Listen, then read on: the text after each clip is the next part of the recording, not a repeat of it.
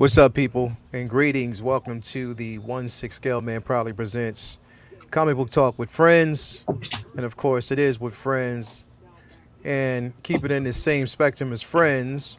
Of course, we will be talking about none other than the family of friends and powerhouses that they are. This is Jack Kirby's Eternals.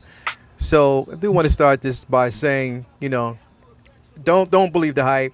Don't believe all what you see, what you hear. Formulate your own opinion when you go see this film. Tonight is just give a different perspective on the characters, to kind of a personal, more so intimate look at the characters, and just mainly Jack Kirby's vision of the Eternals. That's what we're here for, and that's just what we're going to actually do tonight. So sit back, relax, you know, and let's go. Let's just go. So I'm going to bring everybody in. We're going to bring in the cast of I want to call the panel of excellence, as I want to actually call them. We'll just bring them all in. Uh, what's going on, boys? What's going on with y'all? What's up, good people? What's Good. going on, man? What's going on, man? Let me address first off. Wait. We got a super chat real quick. I wanna actually address that real quick. We got a 99 cents super chat sticker actually by so thank you for that. But yeah, what's going on, man? What's going on with everybody today? How's everybody been on this amazingly boring beginning of the week called Monday? We try to find some glory out of it. But how y'all doing, man? Feeling good, feeling great.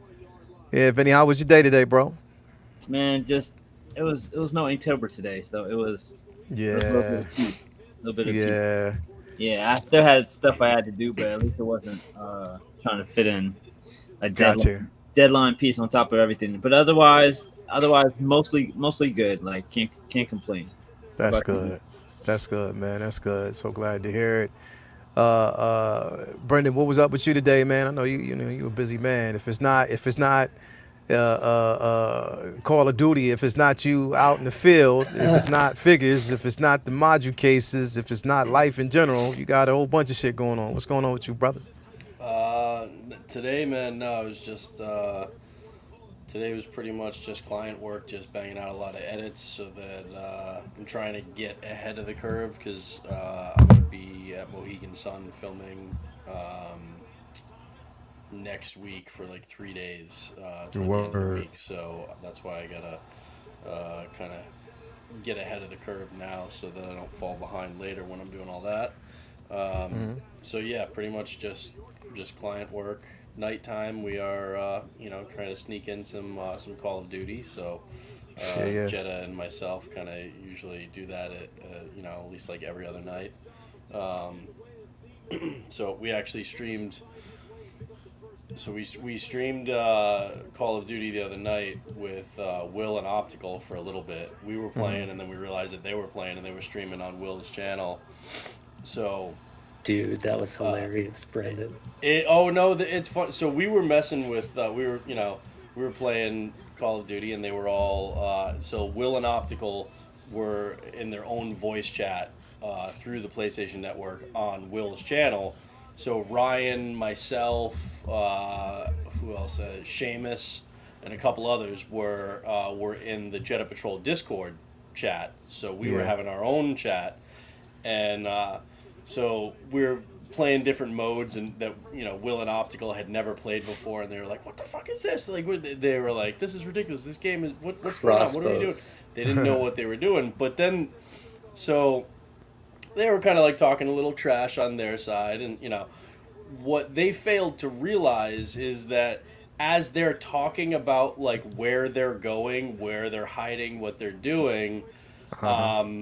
Ryan and all of us are on our own separate chat, coordinating, but we're also listening to everything that they're saying on their stream. So we know Yeah. exactly what they're doing. We know exactly where they're going. And so we're just like screwing with them in the game because they're giving away everything. And I'm in the chat, like busting his balls and stuff. So he should have known that I was like up on what they were doing, but I still don't think that they've quite picked up on that. So that was fun. Dude, the yacht where he gets to the yacht, realizes their weapons are set to 0, and he dies like 17 times in a row. That was so hilarious. Yeah, they were not enjoying that, but we were getting a big kick out of it. So I was waiting for them to figure it out. It never happened. But yeah, so that's pretty much it. We try and a bunch of collectors get together and do Call of Duty at least a couple nights a week, and the new one Vanguard drops Friday. Friday. So the plan is I'm gonna go see Eternals in the morning while the wife and kids are at school, and then come home. And then Friday night we're gonna do a big melee of sorts with the new Call of Duty. I think Lael, that you having a PS5, I think you really should pick the game up and jump in there with us. Just saying. Yeah. I I'm mean, just saying. you know what? Once I get settled in on, I mean, now that this month is pretty much, fall to the wayside a little bit. I mean, I should have a bit more free time, but it's tough. This past couple weeks have been tough as hell, bro. I know. That's Literally. why I'm trying to push through a bunch of stuff, because I enjoy the hell out of Thanksgiving and Christmas, and so I want those to be like chill times. I especially don't like seek out new client work. I pretty much just stick with like some existing stuff, but let my clients Yeah. know like, hey, we're gonna bang stuff out early, because then I'm like in vacation mode with my family. Yeah. Staycation still, but Yeah. yeah. So we try and coordinate that. So that's prime time for family time, for gaming with friends and stuff like that. We just had people over. For anybody, any Marvel fans out there, you're looking for a really fun game to play. Marvel's Villainous, the board game. They have like a Disney version and stuff. Marvel's Villainous. You get a bunch of friends over and you get down with some cool, fun, geeky board games. This thing is right up your alley and is a lot of fun. So we had a couple friends over the other night and we did that. And that's like you play as a villain, and like each villain has different objectives that they have to reach in order to win the game. And so you got to try as like, I'm Thanos. I got to collect all the Infinity Stones and stuff like that. So each villain has their own kind of priorities and what they've got to do, and you got to try and do what you need to do to win, but stop other people from getting their goals. And so it's a cool way to just kind of geek out within like the Marvel kind of comic book universe and stuff. Yeah. Yeah. So I definitely recommend it for anybody who is looking for a little kind of board game fun. No doubt. No doubt. I'm like I said, man. My PlayStation days, it's like I'm trying to get back into it, but I'm getting my ass whooped by like everything else. So life, but I'm gonna jump back in definitely, helps reset especially your with the brain. holiday. Yeah, it does. It's gonna have to, for real, man. So Leisure Yeah. time, you got to do it. I'm gonna have to cut out some time, and I know Vinny, you're in the same boat. Like we try to jump in as much as we can, man. I wonder, will it take me under? Right? No. It's always some bullshit, man. Like straight up, life is a Yeah, kick man. ass. Joe, man, what's going on with you, bro? Like, how's life with you, man? I mean, I know you're able to jump on some Call of Duty whenever you get a chance, or jump in or whatever, man. But yeah, I'm living vicariously through you guys, so I'm usually too busy, but I did Yeah. happen to catch Will's stream and watch him struggle with the crossbow, and then right after that, the yacht level, he got destroyed. Yeah. It was fun. It was fun to watch.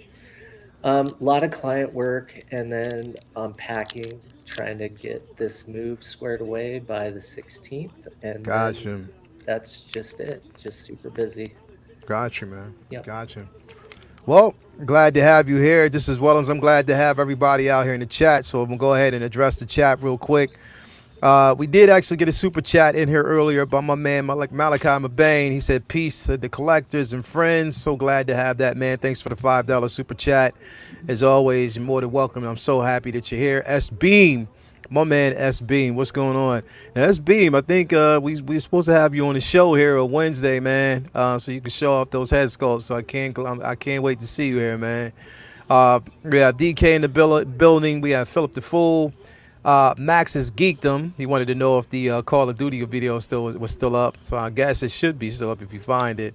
Yeah, I Um, think Will just leaves his like yeah, gaming streams It's up. I up. don't think he takes them yeah, he down. leaves it up there. We got Big Collector in the building.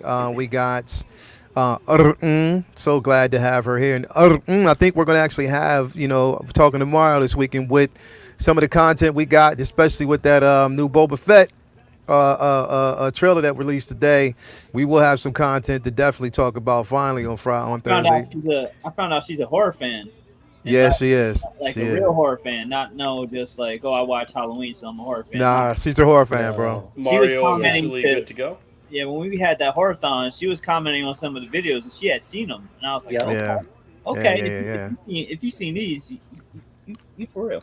Yeah, she is. For what you say, Brendan? You say Mario's good to go. Yeah, we for, talked today. We talked today. Now, here's the thing, though. It might be it might be pushed back a little bit later that day because, like I said, I'm supposed to be going to see Eternals at 7 on Thursday. Oh, you're so, going at 7.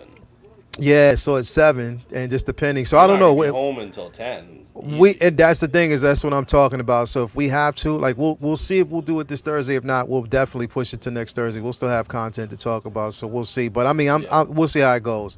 I'll see how it goes, basically between tomorrow and Wednesday.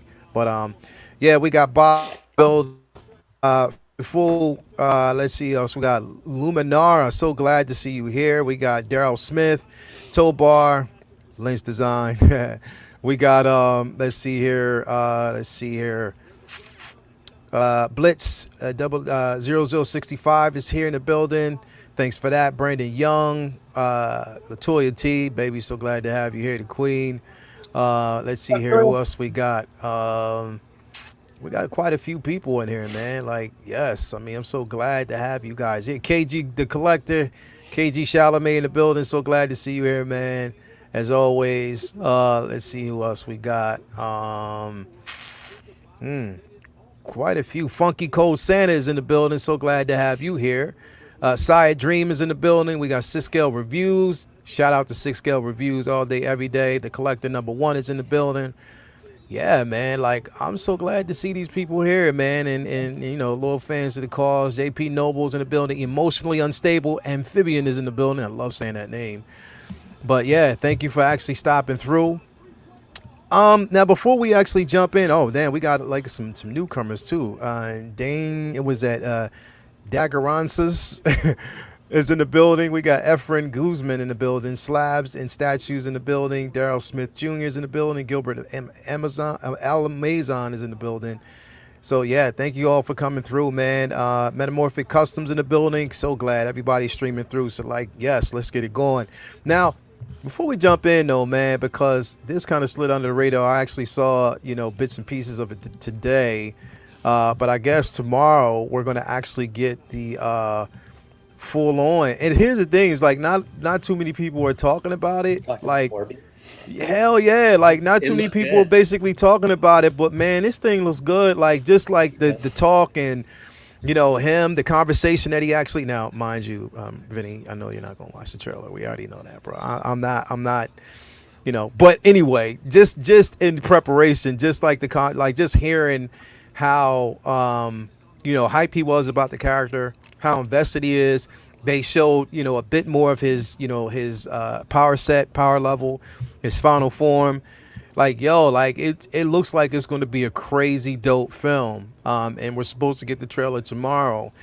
But Vinny, I'm just going to ask you in general, man. I mean, knowing that you don't really want to watch the trailer, we got that. I get that. But I mean, are you hyped for the film? I mean, are you interested in seeing this film? Do you think it's going to, knowing the history of Morbius and his play and his existence in the universe itself? What do you think, man? Morbius is a really cool character because he's like almost always around the Spider-Man mythos as opposed to the darker like Blade and other Ghost Rider, Moon Knight mythos. He just seems to be always mixing up with Spider-Man's rogues gallery so much more, and then other books where he would fit more. And I love that, and I love that about him because so many of Spider-Man's villains are under a certain class. Like they're almost all like tech-based villains. Like there's so many tech-based villains, and he's just so different. And I really, really am a big fan of Leto, and I feel like he had such a bum deal with Suicide Squad. Like I feel like I'm one of the like 4 or 5 people in this world who didn't hate his Joker. I felt like he truly was one of the different ways that Joker is written in the books. Hmm. And unlike every other iteration of Joker, he had almost no time for his character to breathe and be fleshed out. And I feel like all the momentum he had going into that film was like the rug was pulled out from underneath him, and then I don't know, like he became kind of like a joke in some circles, and it's so unfair. I felt like he's an awesome actor, and he fucking dives into his roles, Hmm. and this is a film where he's not going to have to get 4 minutes here and 3 minutes here and 5 minutes Yeah. to let his character breathe and for you to get to know who he is. He's getting the whole film, not Yeah. even just as the main villain in the Spider-Man film. He's getting like that. It's going to be his movie, and Yeah. it's really bizarre to me because it's kind of like this is new to us, right? Like villains getting their own movies is just it's a new deal. When we were growing up, like it was rare for villains to even get their own books. Like Venom having his Yeah. own comic was a fucking big deal. So Yeah. seeing Morbius, who isn't a Doom or Thanos level type of hype character, getting his own film is actually pretty cool. I'm really excited Yeah. because it's something that it could be. I feel like it has a lot of potential. It's like it's theirs. It's completely theirs to fuck up.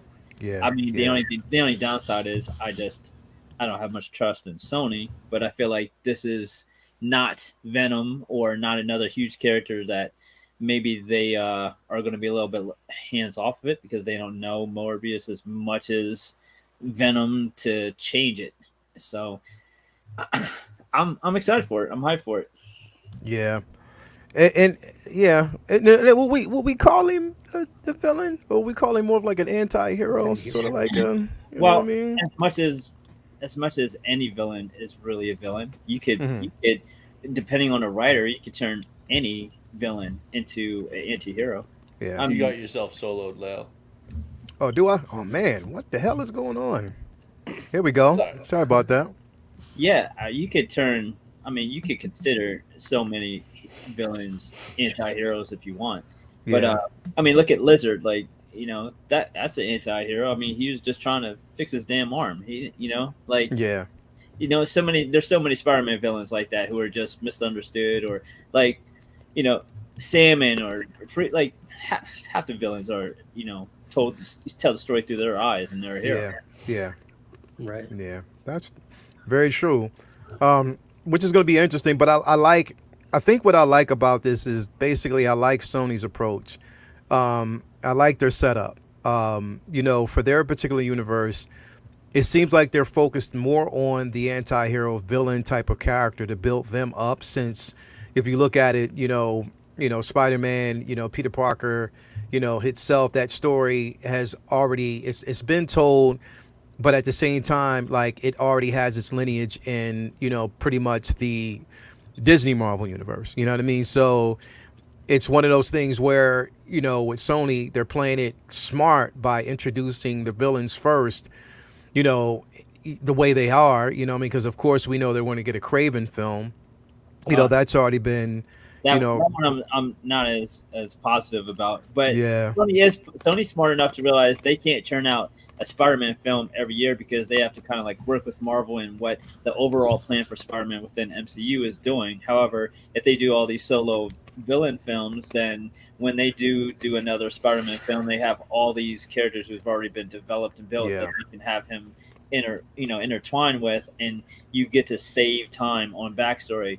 And one of the biggest problems that the top tier heroes like Spider-Man and Batman have is whenever they get a film, every studio feels like they have to put 3-4 villains in it for it to work for some reason. I don't know why, but that's usually the case. So when it comes time for Sony to, make future Spider-Man films where they do these multiple villains, if they're Hmm. villains who've already had their own movies, it saves a lot of mess that they have to wade through in order to tell a cohesive story without spending 20, 30 minutes on each villain's backstory throughout the film to get to what everyone wants to see, which is the interactions. So Yeah. it's you know, I don't have the most confidence in Sony, but their thought process is on the right track. It's just will they pull it off? So I'm hopeful. Morbius looks great. I have a lot of concerns about Craven, but with Morbius, I'm excited for it. Yeah, definitely. Joe, how excited how excited are you about this Mobius film? Are you there, or because the thing is, it's like I said, to me, it's a sleeper. It's just one of those things where I love where it sits because not too much attention is on it, and I think that's what makes it potentially, it has potential more so when there's not too much attention, not too much of a draw for it. So, what do you think? Dude, when I saw the interview with Jared Leto, because we all know he's got range. Yeah. He's got a ton of range. His passion for this character, you could tell what he's putting into this role. I'm excited for it.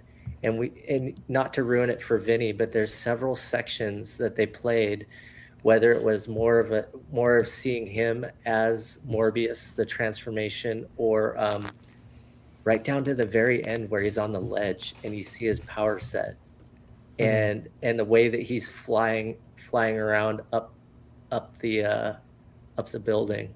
Mhm. I'm super excited. It's Yeah. definitely a sleeper, and I think this is going to take a lot of people by surprise because it's on nobody's radar, really. Yeah. Yeah, Yeah. Definitely. It's on zero. Well, I'm not going to say zero because there's a lot of people out there that do want to see it, and are waiting for this film. So it has a lot of potential to be great. So yeah, let's just hope it kicks off. Brendan, you excited about this, bro? Not even a little. Really? Not even a little.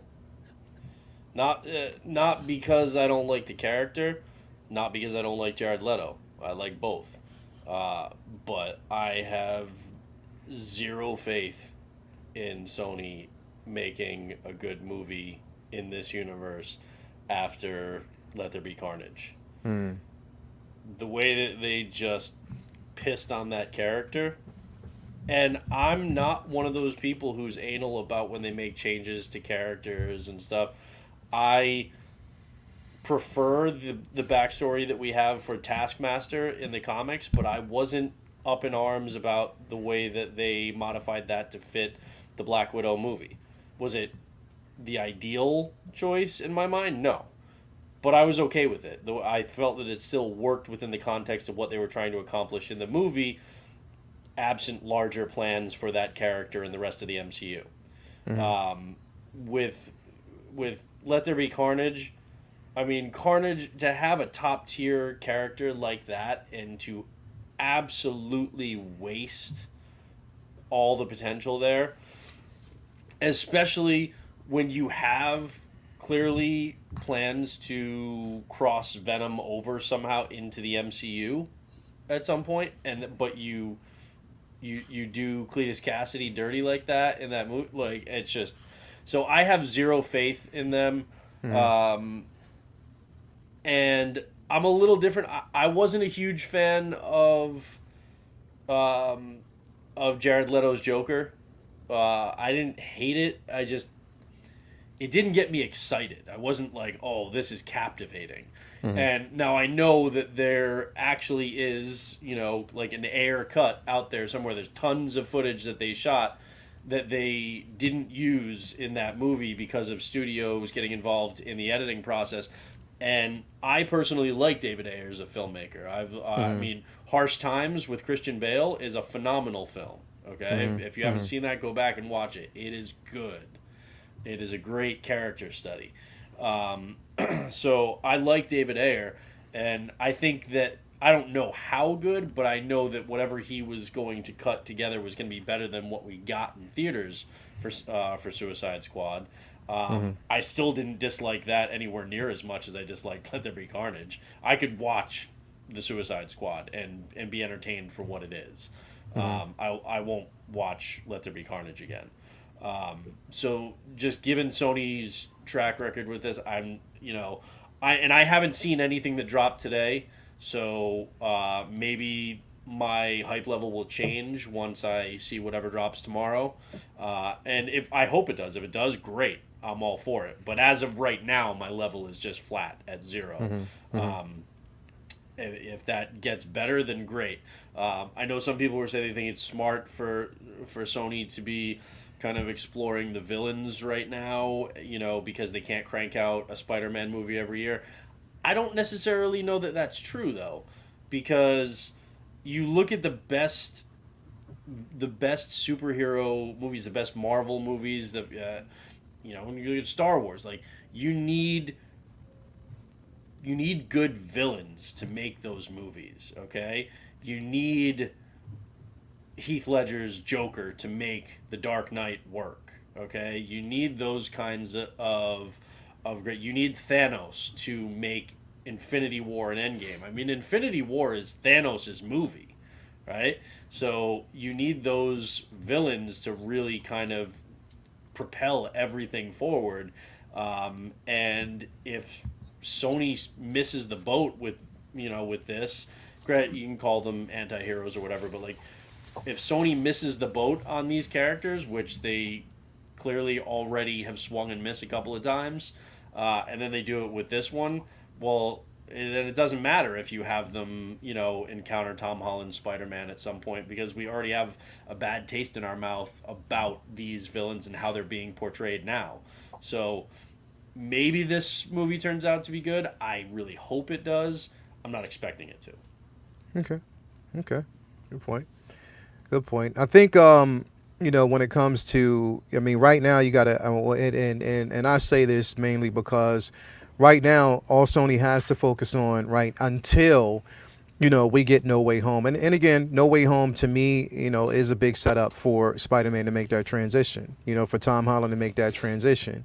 So, unless Sony would have magically, gave us a live action Miles within that universe, which, that's going to be a long time coming, to be quite honest. Unless they would actually give us that. Focus on the Spider-Verse. Well, and that's what I'm saying. And I think that's what they're doing. But what they're doing is introducing villains within the verse first. Oh, no, I mean the animated. Yeah. Into the Spider-Verse. I'd rather Sony just focus on Miles and Gwen and the rest of those and leave the live action stuff to Marvel. I really would. As much as we want it, the thing is, the bottom line is, Sony's not going to let go of that IP. I don't care what.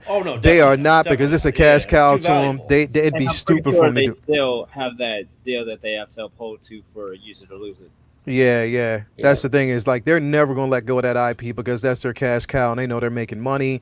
And the even more money Marvel makes, they make that money. Make money. Exactly. So, we know that IP isn't going anywhere anytime soon. So it's just like to make the best of it. Like I said, and the thing is, like I said, we know that Let There Be Carnage was a mixed bag. For me, I didn't like it, didn't love it. But I always wish and hope for the success of these films. So, we can get some longevity somewhere. You know what I mean? You hope for it, but their track record right now, yes, it hasn't been good since, you know what I mean? They had a good run with Raimi's Spider-Man. They had a good run, with the first two, or actually the first iteration of Spider-Man, the Amazing Spider-Man, whatever.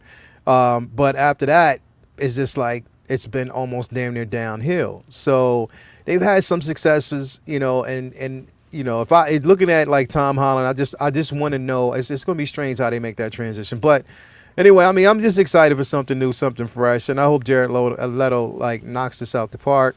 What's the word on the Craven movie? Like, when is that supposed to happen? Is that like? Well, they already got the actor. Tom Holland at all?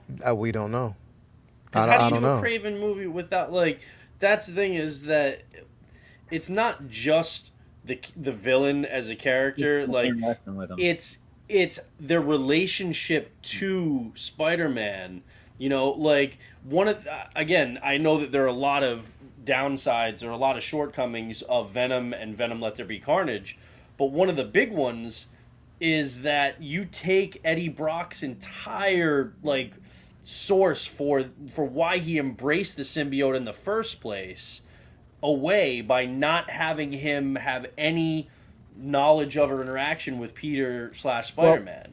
But with Venom, that's where he started off. So it's really hard to imagine like him having an origin in this world without Spider-Man. However, characters like Craven or Morbius or Mysterio, it makes sense for them to have had a past before they met Spider-Man. So it's cool to see that explored. The frustrating part, though, is with someone like Craven, he's supposed to be a vet. He's supposed to be someone who is so dangerous to Spider-Man, despite just being a human, because he's so, well versed and experienced with hunting and his his hunting skills, and he's been around the world. He's seen it all, and they cast someone who's Who did they cast? in college? They cast whatchamacallit, the kick-ass kid, Quicksilver. Quicksilver. Yeah. Oh, are you kidding me? Marvel. Yeah, nah, that's yeah. What's his name? I forget his name. Anybody in the chat, if you know the name of, I keep forgetting his name. I can actually look it up. Nothing against him as an actor, but like you can't. You need somebody like big. You need somebody imposing. You need somebody like honestly, obviously. Aaron Taylor Johnson. Yeah. He wouldn't do it because he's in DC, he's Aquaman and stuff. But like a Jason Momoa, I could see him like stature wise and look wise as Craven. I don't know if you do the accent, but like you know what I mean. Like Craven's supposed to be like Aaron Taylor Johnson was barely bigger than Elizabeth Olsen as his sister, like their siblings. Yeah, he's supposed to be someone in his in his 40s and older, grizzled. Like you look at him and you're like, oh, this guy is not fucking around. Someone like Jeffrey Dean Morgan, like that type of older, imposing character. Javier Bardem. He could do it. Right. It's not supposed to be someone Tom's age. Yeah. Yeah, I mean, I don't know. That's just bad. Like nothing against Aaron Taylor Johnson as an actor. It's just bad casting. He's just not right for the role. That's disappointing. Yeah, I mean, it's. I mean, it is what it is. I mean, they have been talking about how diesel he has been getting. That's what's frustrating. Like people are like, "Oh, he could put on muscle," and it's like, it's about his size. It's about the age. But here's the thing: age and presence, just ability, acting ability, and he doesn't have the gravitas that. Yeah. I don't know. It depends on what we get. It like with him. Look, I think they're just basically just throwing a line to see who's going to catch it. My thing about him is he already admitted years ago that he wasn't a comic book fan. Like he put that out there even before he did, and that's one of the reasons why Joss Whedon killed him off of that actual film itself, because he just wasn't a comic book fan. He didn't like him. He did not that he didn't like him. He just had no interest in it. What's funny?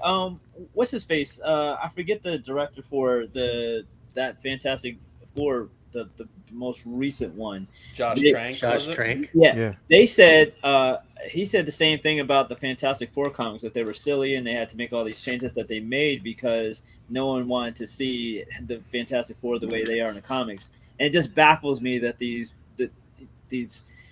people who are trying to pitch a movie would kind of like cut their own fans' throat. Like, why go out, even if you felt that, why go out on record and say, the comics are dumb, but go see my movie based on the comic. It's just what do you think? What good could come from it? Even if you think that, why would you say that in an interview? Yeah.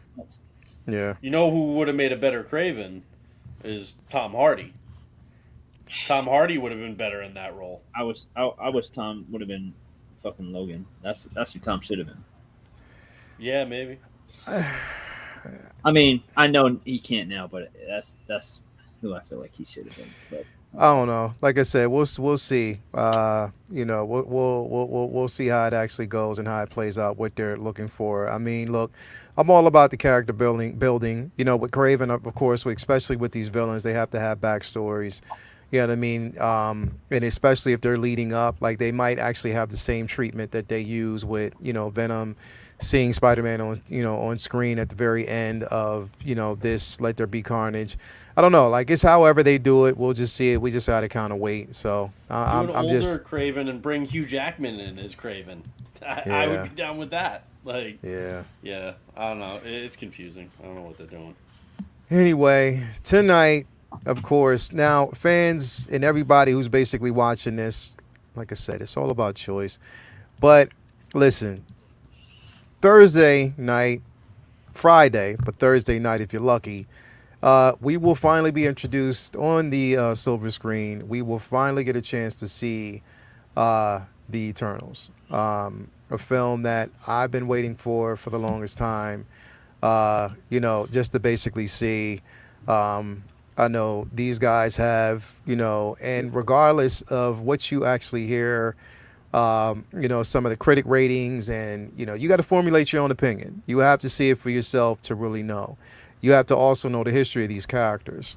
Um, no knock and, nothing against any of the actual critics, but, listen, if you want change, if you want something different, you got to accept change. You got to accept different. You know what I mean?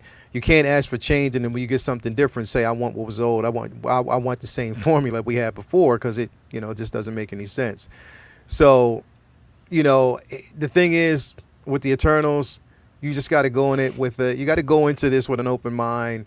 And just expect something different, but formulate your own opinion. I will say that. But for tonight's show, we're actually going to talk about the history of it. Jack Kirby's baby, his project. This was something that he came up with after he had left Marvel to go to DC. He created New Gods, but that had like pretty much like a limited run.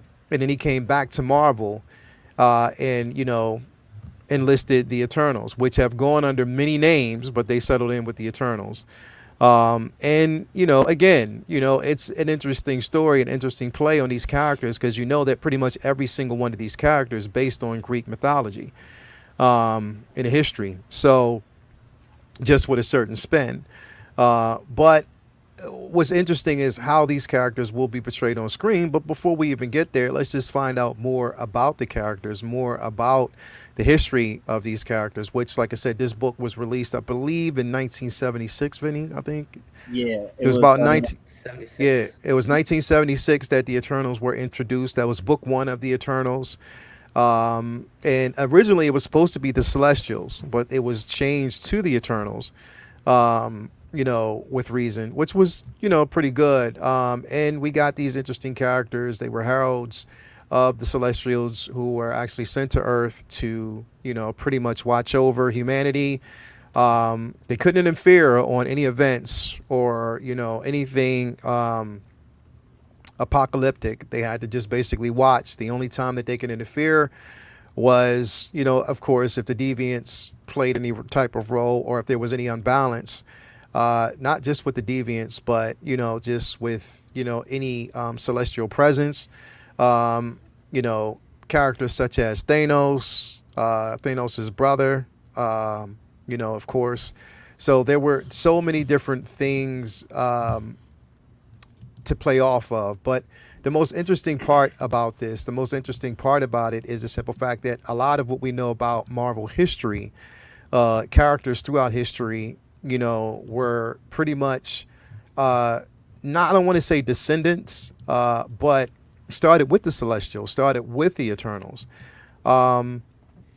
Vinny, you're familiar with the run. You're familiar with the Eternals, man. Like, it's really interesting because it's the premise is kind of, and I guess there's a lot of memes and jokes about how the Eternals have kind of like watched a lot of the events that have happened over the course of the MCU and not really done anything. However, that's exactly what the hell they were like in the comics because Yep. we've seen crossover event virtually every year since Marvel's been around, and they rarely show up or do shit about it. And it's really cool that they it's kind of I don't know, in our real world there's always like, how did the pyramids get there? How did Easter Island come to be? And how did blah, blah, blah. And Marvel kind of has their version of that in that the Celestials came way before any of us were around. And like just played God and experimented and just treated Earth as a science fair project and did a Hmm. whole bunch of crazy shit, and then was like got bored and left. And there Yeah. and there's repercussions to that happen in many different facets, and there's so many different butterfly effects of what they did, and so much of that is dormant. So it's Yeah. really cool to see how much of that will be awakened in this film, how much they'll save for later, and what tweaks they'll make to the repercussions of all the experiments and stuff that they did. Like the big question is, will this result in mutants? Will we see shit like that?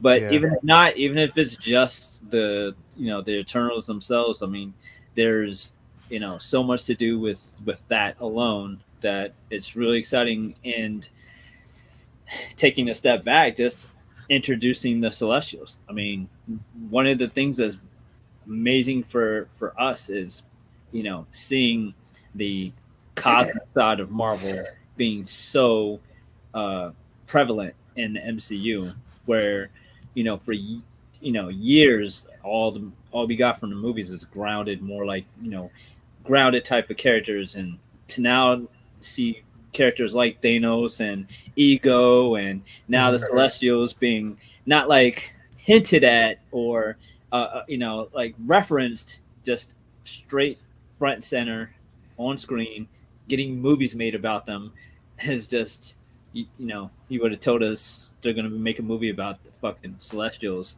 and the Eternals when I was 14. I would be like, yeah, right. So it's awesome. Exactly. Exactly. Um, Jill, you're familiar with Eternals, correct? A little bit. A little bit. So this is how I want to do this, because I want to pose questions to you guys, because I have Yeah. questions, because this is a very Good. dense story. Good. Good. Good. And can you explain to me a little bit about what happened with the proto-humans, the experimentations that led to the deviants, the Eternals, and possibly the X gene? And do you think maybe this X gene could be introduced this way into the MCU that might lead us to like the X-Men and things of that nature? Well, of course, you know that the deviant gene uh, is pretty much where we get Thanos, where he was spawned from. Right. We also know that his half brother is Star Fox. Mhm. That you see like they are polar opposites. With intent and also features. Right. And this was basically due off of experimentation. We know the Celestials experimented. When you think, and it's crazy because when you look at it, and Vinny, let me know if you feel the same. When you think about the Eternals, you think about the Eternals slash even High Evolutionary, Right. who also played a role in human evolution, and also even the X gene itself. So you had these individuals who kind of spliced just to create the ultimate, what they would actually call the final form, with the X gene. I don't think, in my opinion, right now Kevin Feige's playing it smart, and I don't think with this film in this early that we're going to see anything or any hint of the X gene. I just don't, and I don't think they should. Because the thing is, right now you're focusing on just the story of the Eternals, how long they have existed.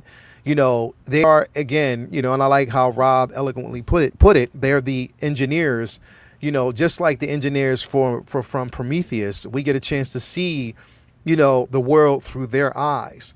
Right. How the world came about, how things were constructed, how humanity took up its presence. In this world, you have it to whereas the Celestials are the ones who created the universe.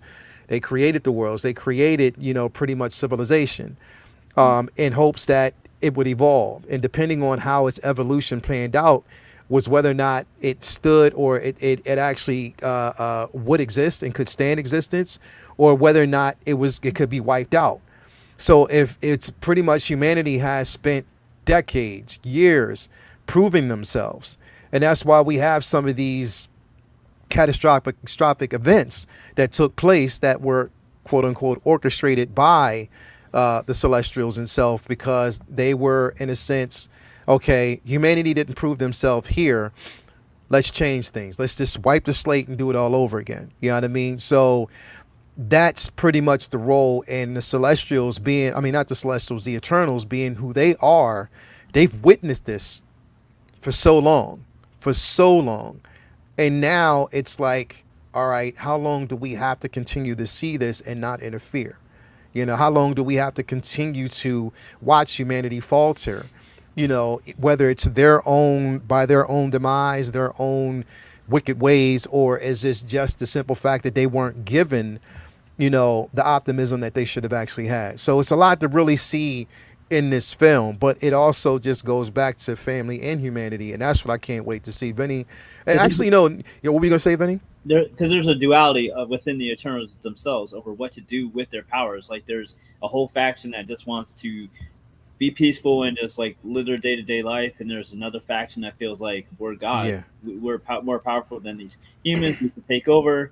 And then you have deviants, which are just kind of primal and just like they breed like rabbits, and they outnumber the Eternals, and they have so much trouble keeping up with the deviants from a sheer scale of numbers, because there's only but like 100 or less Eternals, and I think by the time we get to this film, there's not even that many. So there's so many different subsects or subplots of the Eternals themselves that Yeah. I believe you're right, Leo. Like if they hint at the X gene, like it definitely would. Hopefully, if anything, it's something subtle that like you wouldn't even know unless you were looking for it, and Yeah. something for like way down the road, because there's so much story to tell within just the Eternal story itself that Yeah. you can save that shit for later. Yeah, definitely. Brendan, do you think, you know, and just knowing the history of the Eternals, man, do you think, all right, let me pose it to you this way, Brendan. Do you think it will be smart? Do you think it would be smart for him to, or to be any type of introduction of the X-Men right now, man, of the mutants right now? I don't know. I don't. It's really hard to figure out exactly how they're going to do that. Yeah. So there have been, obviously, the Celestials have their kind of original origin, and then they also kind of rewrote it a little bit back in like '06 with like a new miniseries and Yeah. stuff. John Yeah. Romita Jr. one, right? Yeah. Yeah, and so Yeah. like originally it was like they, you know, they came and they basically experimented on like prehistoric like apes essentially, Yeah, and yeah. then it evolved from that, and there were three species that came from that. There's Right. humans, Yeah. Eternals, and deviants. Yes.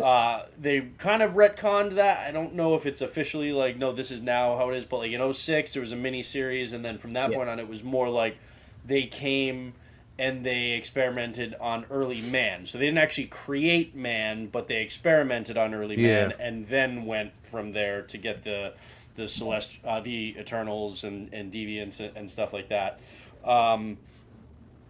I don't know how exactly they're gonna play it as far as why the Eternals didn't get involved when it comes to Thanos, because Thanos is a descendant of two Eternals who turned out to have deviant DNA present in him, so he's basically like both. And then that's why a lot of the Eternals, including his mother, feared him and wanted to kill him. So they're not supposed to get involved unless a deviant is involved in something. Now, I don't know if they're going to say, well, because Thanos is technically an Eternal, they were told to stay out of it because they're not supposed to kind of, you know, be policing their own. I don't know how they're going to work that in the MCU, so we'll see. There could even be a flashback with him, in, you know, reacting with them. Entirely possible. Like Josh Brolin and Thanos could show up in this movie, and we don't know it yet. So absolutely, I do think, as far as introducing the mutants in the MCU, that's going to be a slippery slope no matter how they do it, because Yep. there's so many characters that we want and they have so much as far as backstory goes, but you don't just start at the very beginning and every mutant is new and learning their powers, because that's going to take forever. And and to just all of a sudden throw them in and say that they were all just created all of the sudden, then a lot of them don't have their backstory. So I think that's going to be more of like a multiversal kind of thing, where there's a merging that then brings mutants into, in a similar way to when the 616 and the Ultimate universes combined, and then characters that made the crossover from the Ultimate universe, people just kind of remembered them and they just had their backstories kind of fused into that reality. Yep. So I think it might be something along those lines, because whether you try and, because they were hinting at House of M in WandaVision.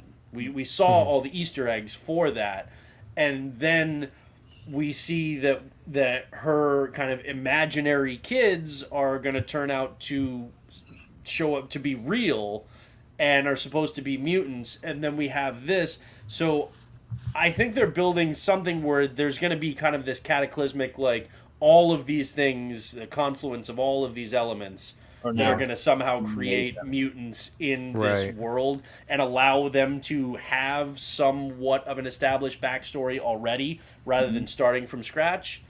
So it's a very difficult thing to do. I don't know exactly how they're gonna pull that off.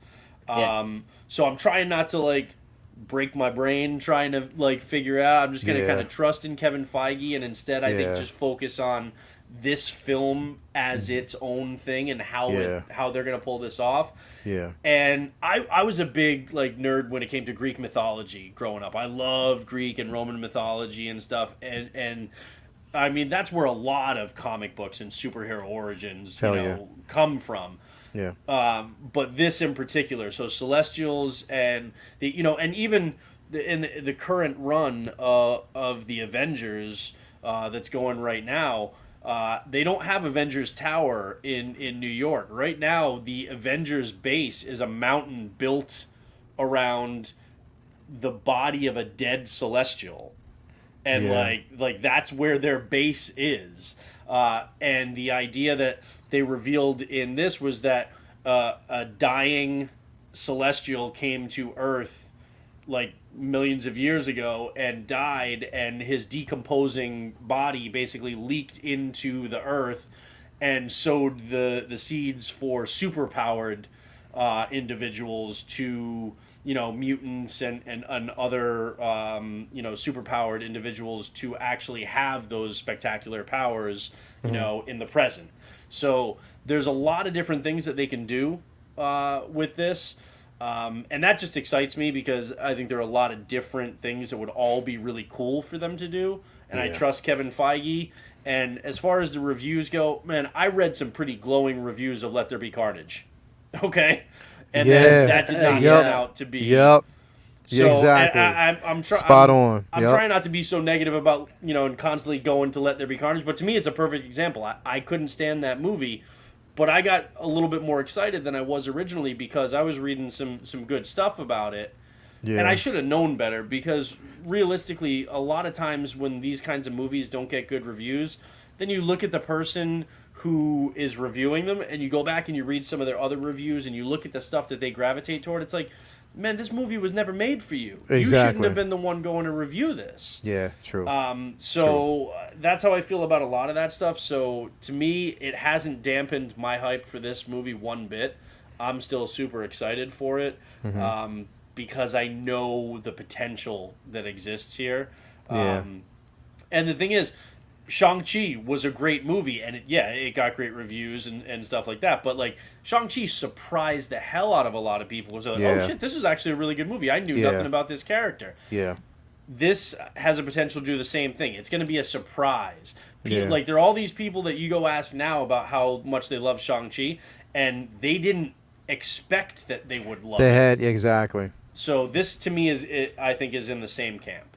Definitely. Like nobody really. I mean, I did because, like I said, being a Shang-Chi fan, like I said, Right, we did, yeah. we know it. But I mean, for everyone else, it's a fresh character, it's a Mm-hmm. fresh view. So of course, they have no idea what to expect. It's an MCU film, so they expect that MCU trope, that formula, and they got something.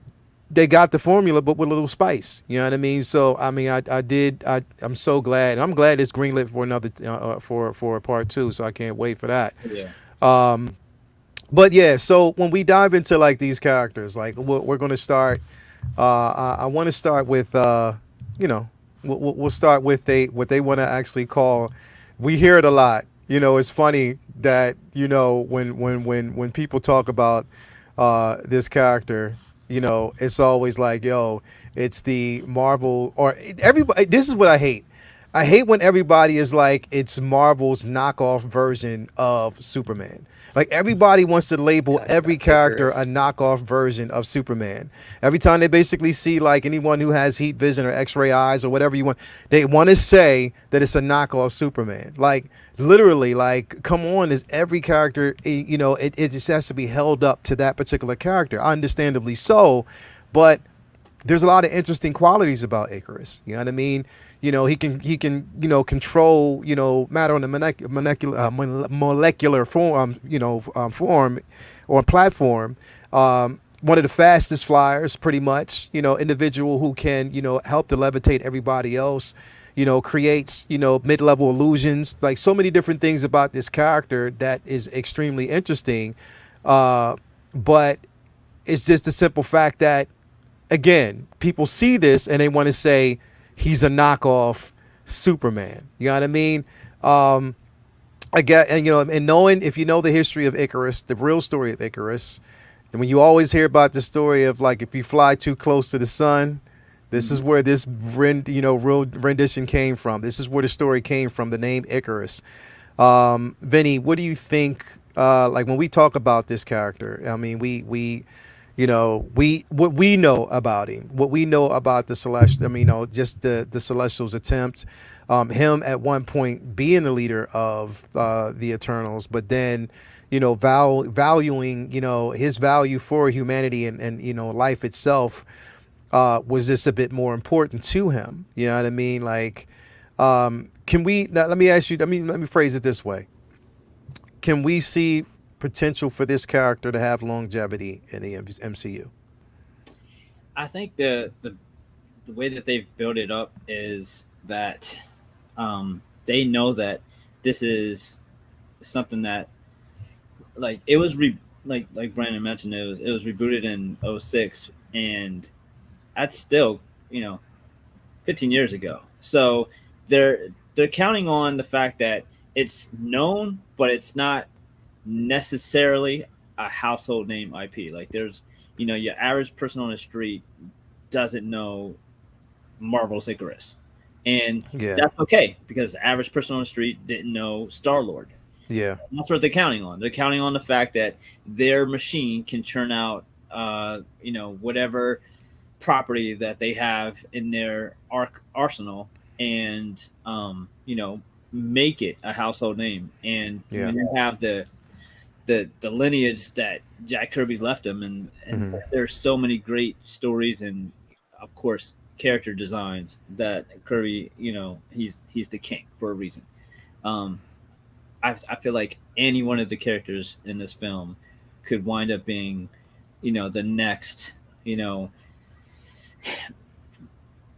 Groot or Rocket, and that's so like it's almost demeaning because these are characters that are in the books such a bigger deal. But I mean, as far as just you know the world just catching up to everyone else and falling in love with these characters because there's some amazing characters and Hmm. they have a lot of they have a lot of history and a lot of like I mean there's thousands of years old. They've been around for so long, and Hmm. I feel like it's the actors that they've cast all have tremendous talent and are going to be Yeah, able to pull off that.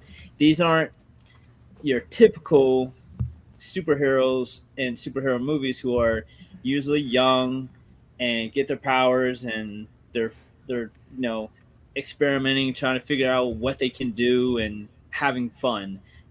These guys aren't having fun.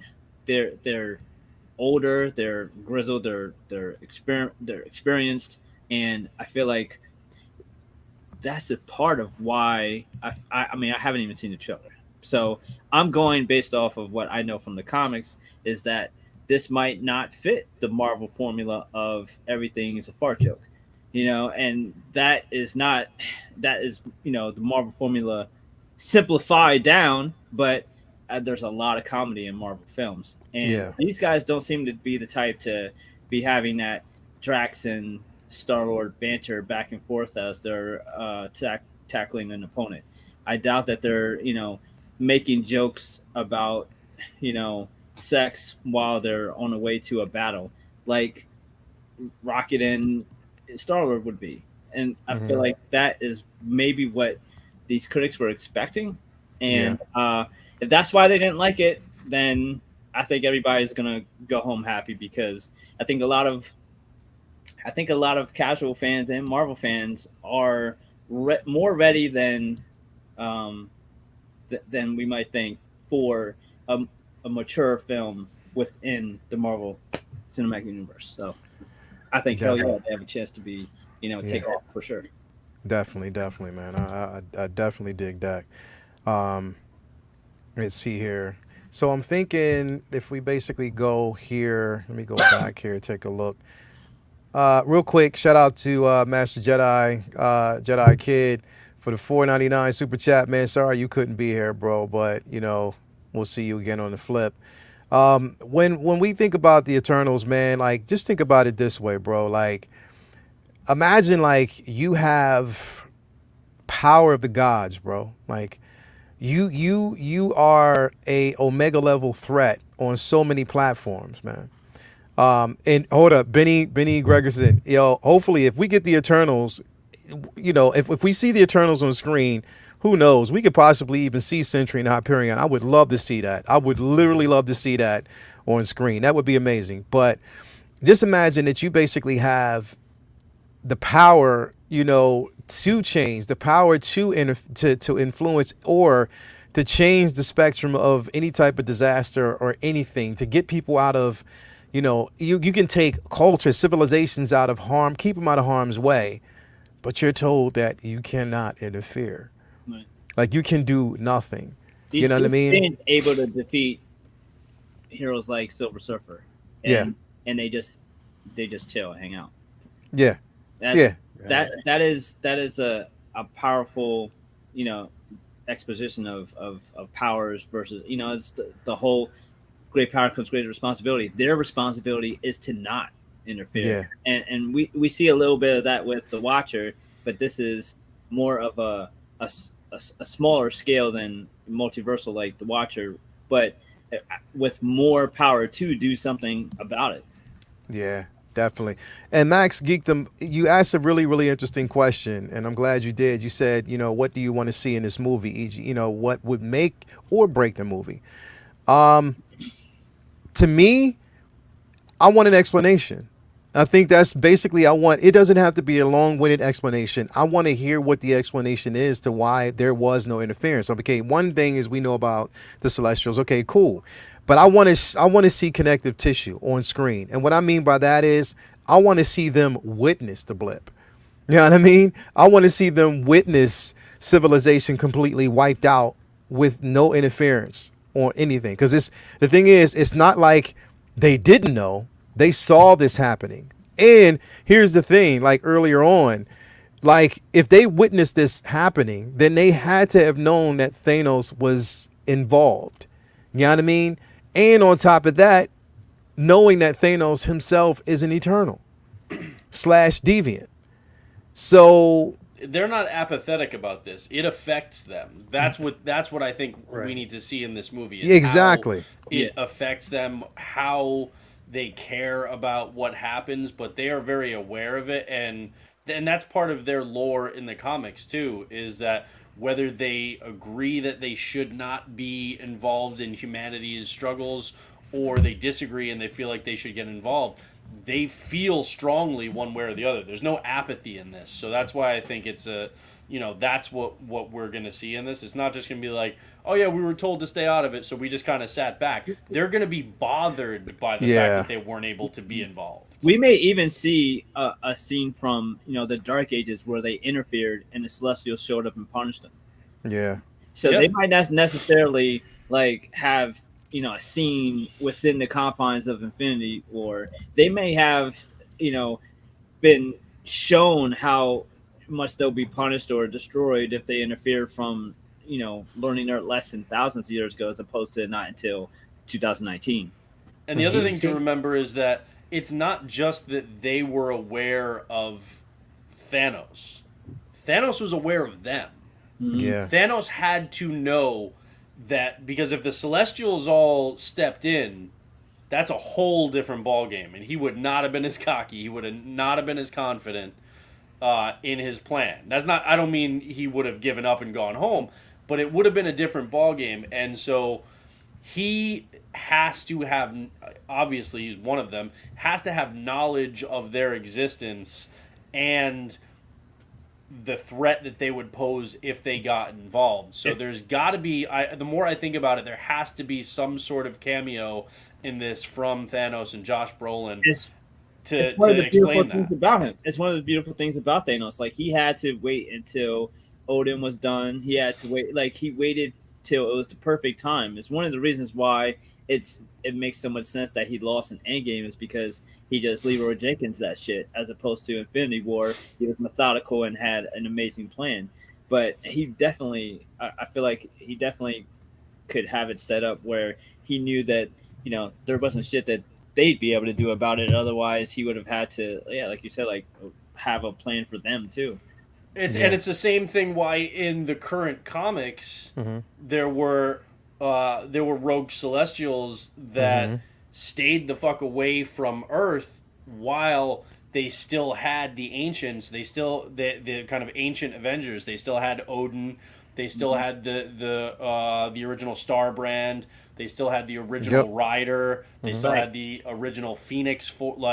They had all of those. They still had the original Panther, and so they defeated them, beat them back once, and they stayed away again until now. You don't have Odin anymore, and the Phoenix doesn't have its vessel. It's still trying to get back into. Now we've got Echo and stuff like that, but like that's another element of it too, is so that they're not completely unbeatable, but they recognize the strength. And so that's why, like you said, things like, Thanos kind of being in the periphery, not just going, guns a-blazing into everything. I'm going to grab this stone, then I'm going to grab this stone and just waylay everybody. Yeah. He did it over a period of time, and he employed people like Ronan and stuff like, and people like Loki, because, there were still people like Odin out there who had the knowledge and had the power to cause him problems. Yeah.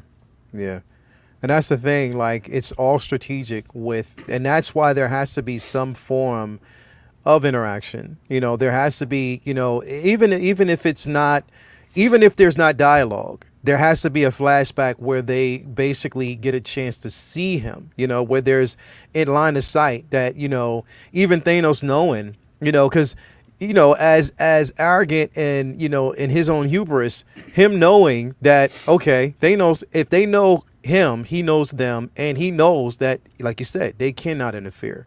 So he's watching them watch the complete destruction of humanity and not being able to do a damn thing.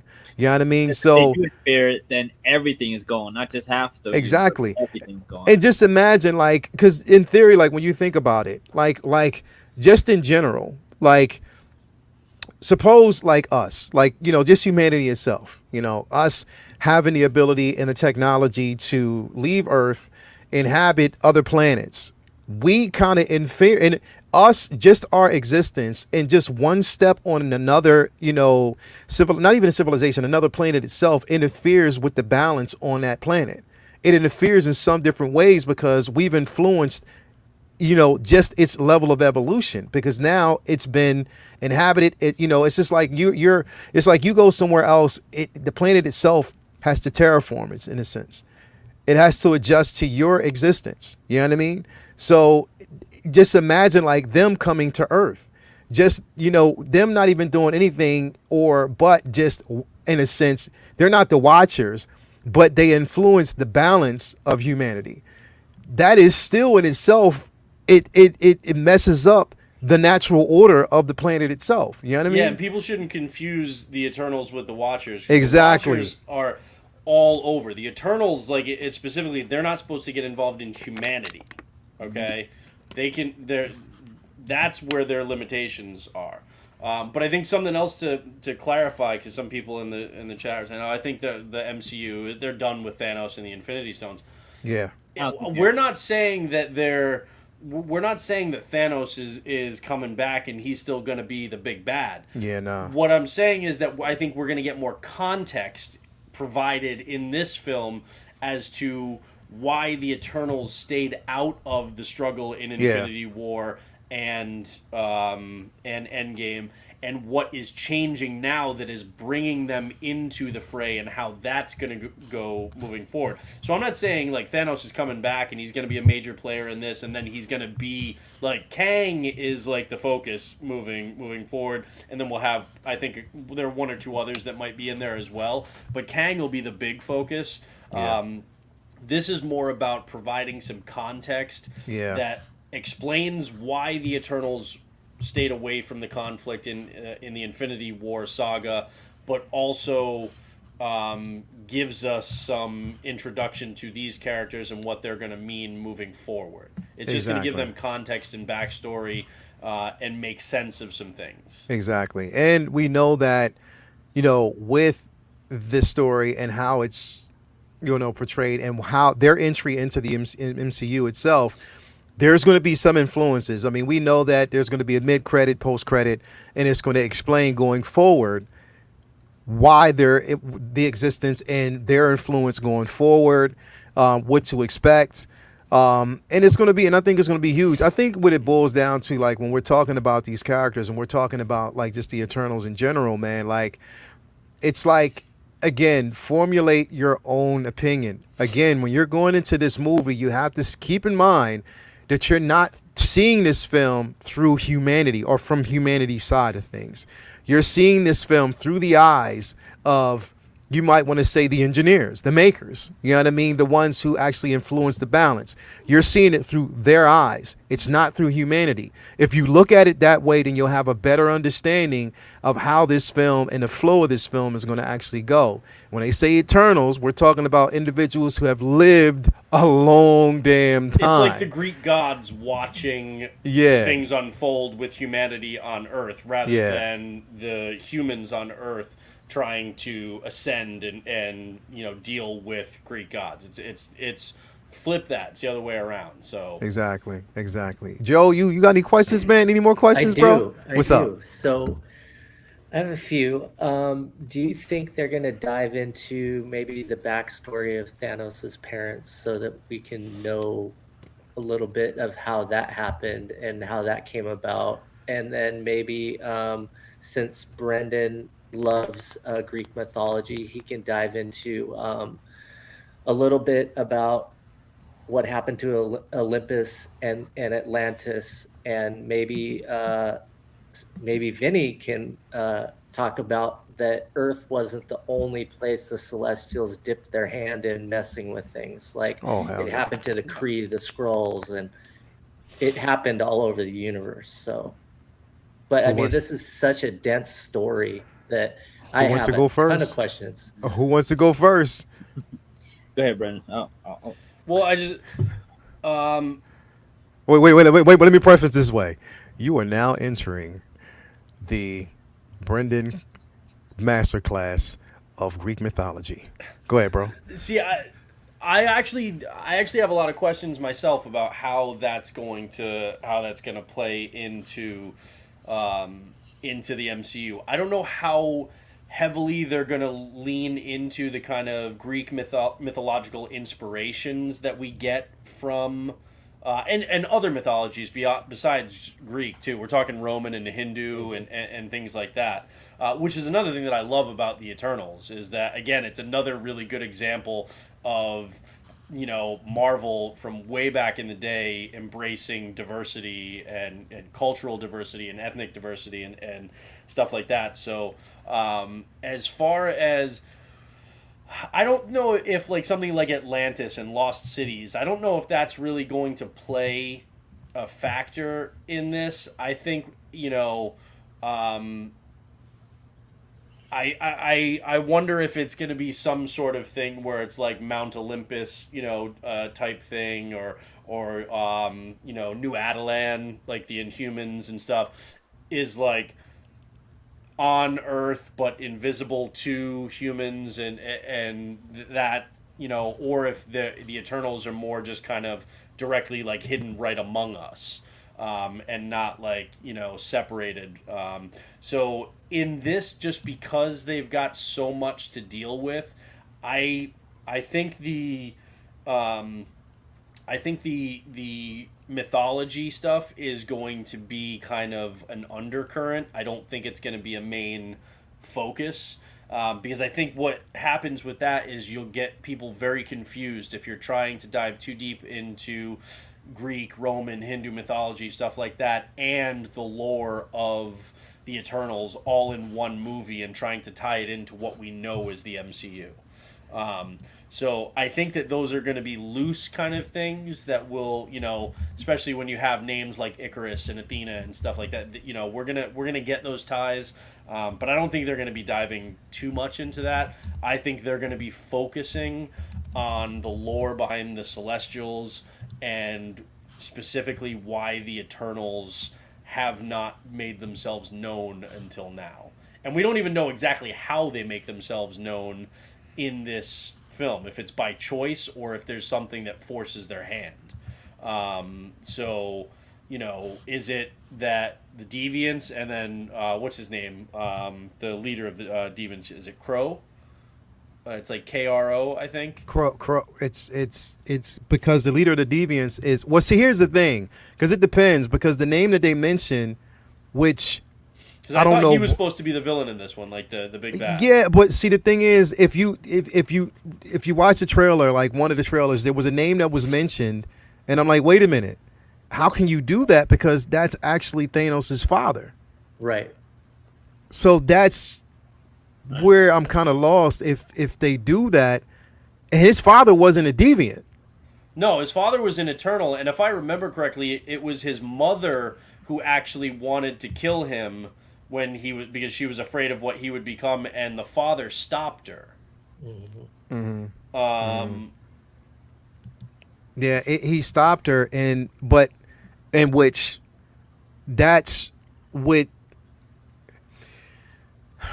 that's what sort of like spiraled, or it began Thanos' curiosity about his existence, but then also that hatred. You know what I mean? Like, yeah. So the father was his name was Alars. And Alars was mentioned in this film. And his Alars name was the one who stopped the mother, who was I always forget how you pronounce it, but like Susan. It was, I think that's how you say it, but he stopped her from killing Thanos when he was a child because they were distraught over his appearance. Because he looked like another race. And so I don't know. I don't know how exactly they're gonna do it, but if I remember correctly, I think it's KRO. I don't know if it was Crow or Crow, but like I think it was that was his name. It was kind of like the villain and like the main kind of leader of the Deviants. I don't know exactly how they're gonna. That's the thing. This is just kind of crazy because there's so much lore and there's so much for them to do and people aren't even really aware of that because they don't have that much knowledge of these characters to begin with outside of like real like big comic heads. I don't know. Honestly, I have no idea, but I'm just excited that we're gonna get the answers in like 4 days. Yep.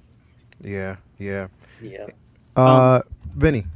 All right, so the Celestials, like they go all the way back to like the first universe, before there was a multiverse, and they worshipped the first firmament, and they rebelled and blew up the first universe, made multiverse.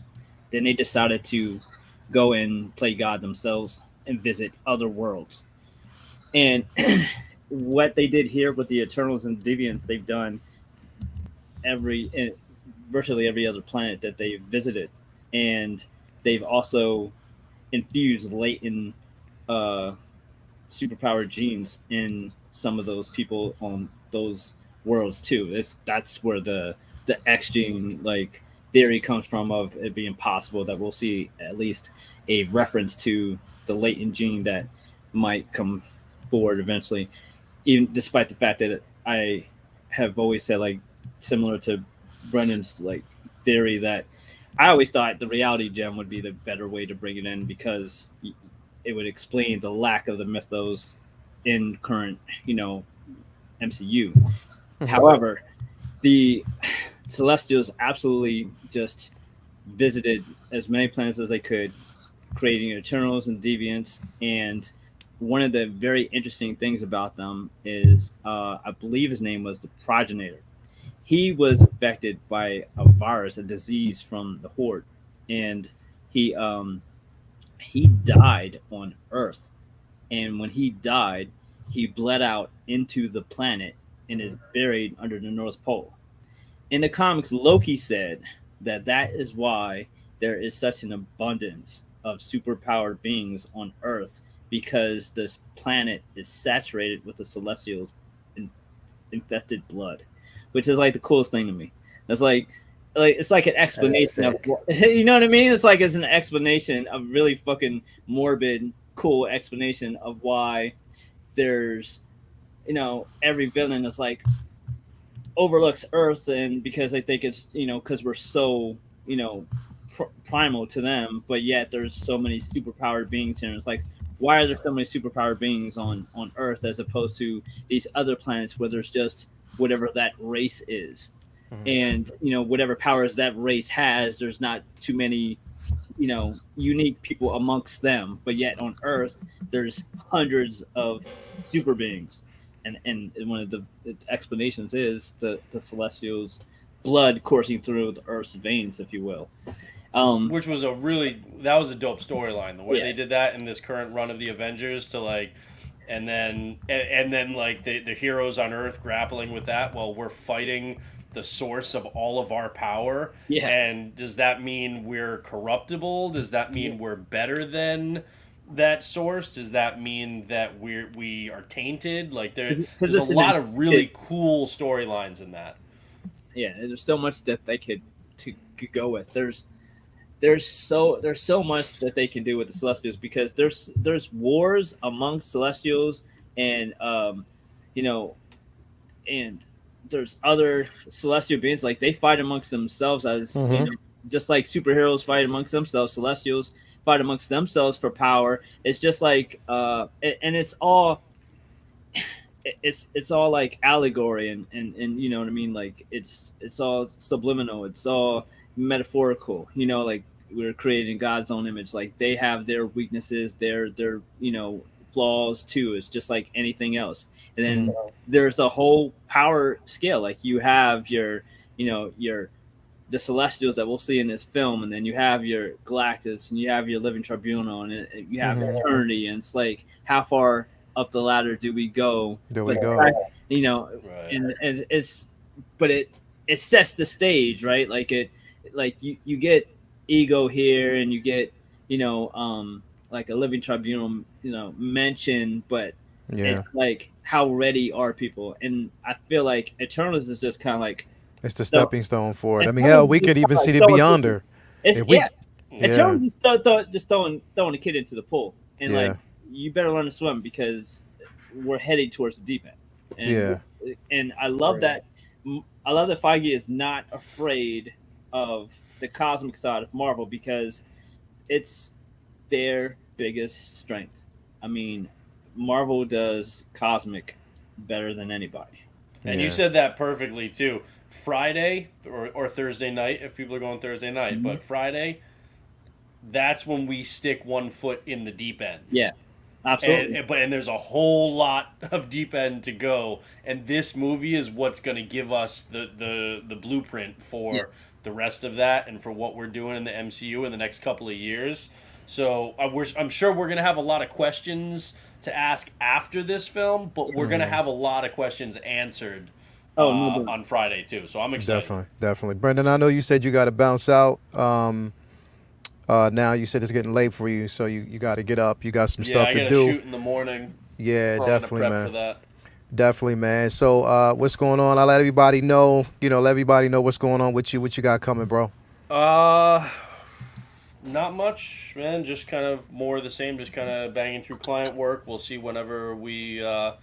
We got Wednesday night actually. Yeah, we got Wednesday night. So depending on what we actually see this week, if they're going to release anything tonight, I don't know. Hopefully, we get some stuff. I mean, again, rumors were that Cyborg, Spidey, and Flash will be coming. We already got the Grunt, the Shore Trooper Grunt. So hopefully those are coming. Other than that.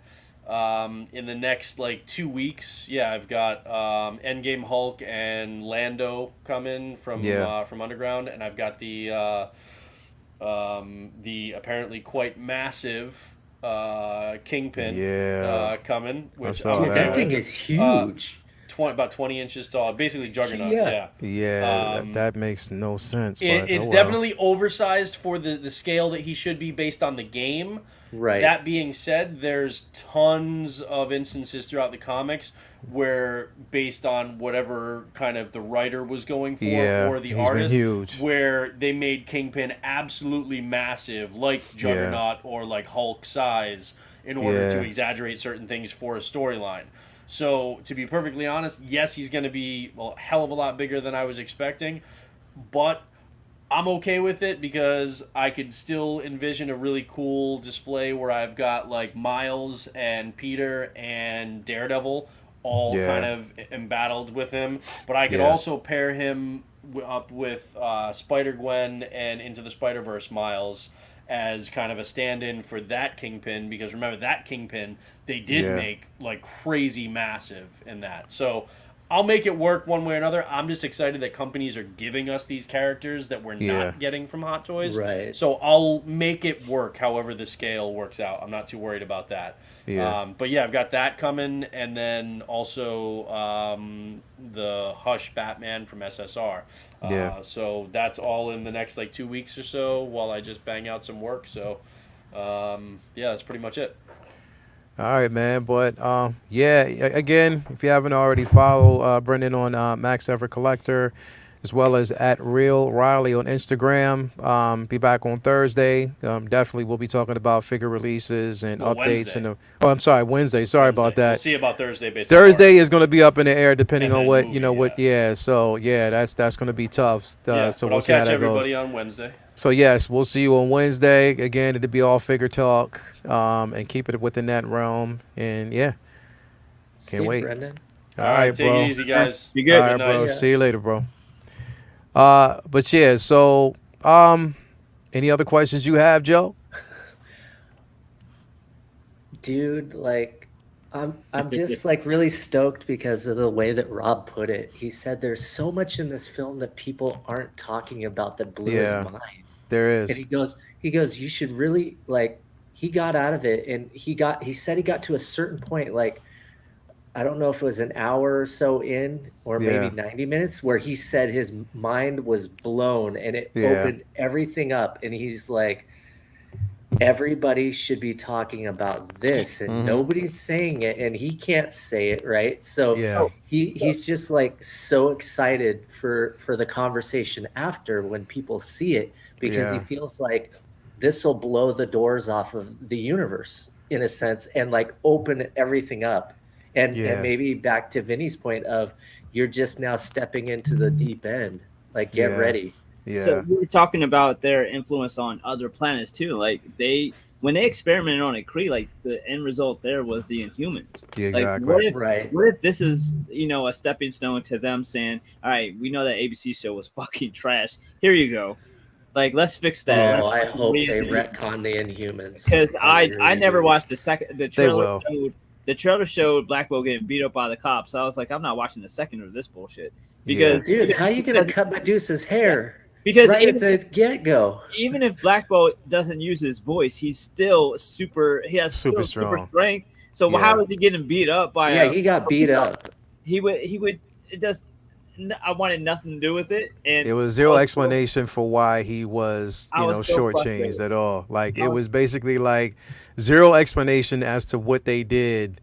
You know what I mean? It made absolutely no sense, and that's what I'm saying. Like if they retcon it, they're gonna have to do it the right way.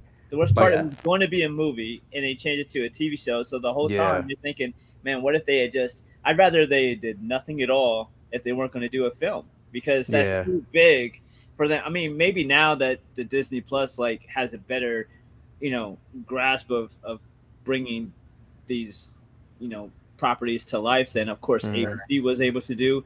But Yeah. still, I don't feel like Inhuman. I would have rather see a big Inhumans movie. Inhumans, I don't feel like work well episodically. I feel Nah. like they're like Superman in a stereotypical way in which even if you don't like him, you like to see him in short doses coming in and Yeah. fucking shit up. So like Yeah. same with like a Hulk or a Superman, like obviously they have a lot of story to tell, but even if you don't know how to tell that right, it's really easy to at least put them in a team book and have Yeah. them be the powerhouse. Exactly. Everyone like so how they managed to like fumble having the Inhumans in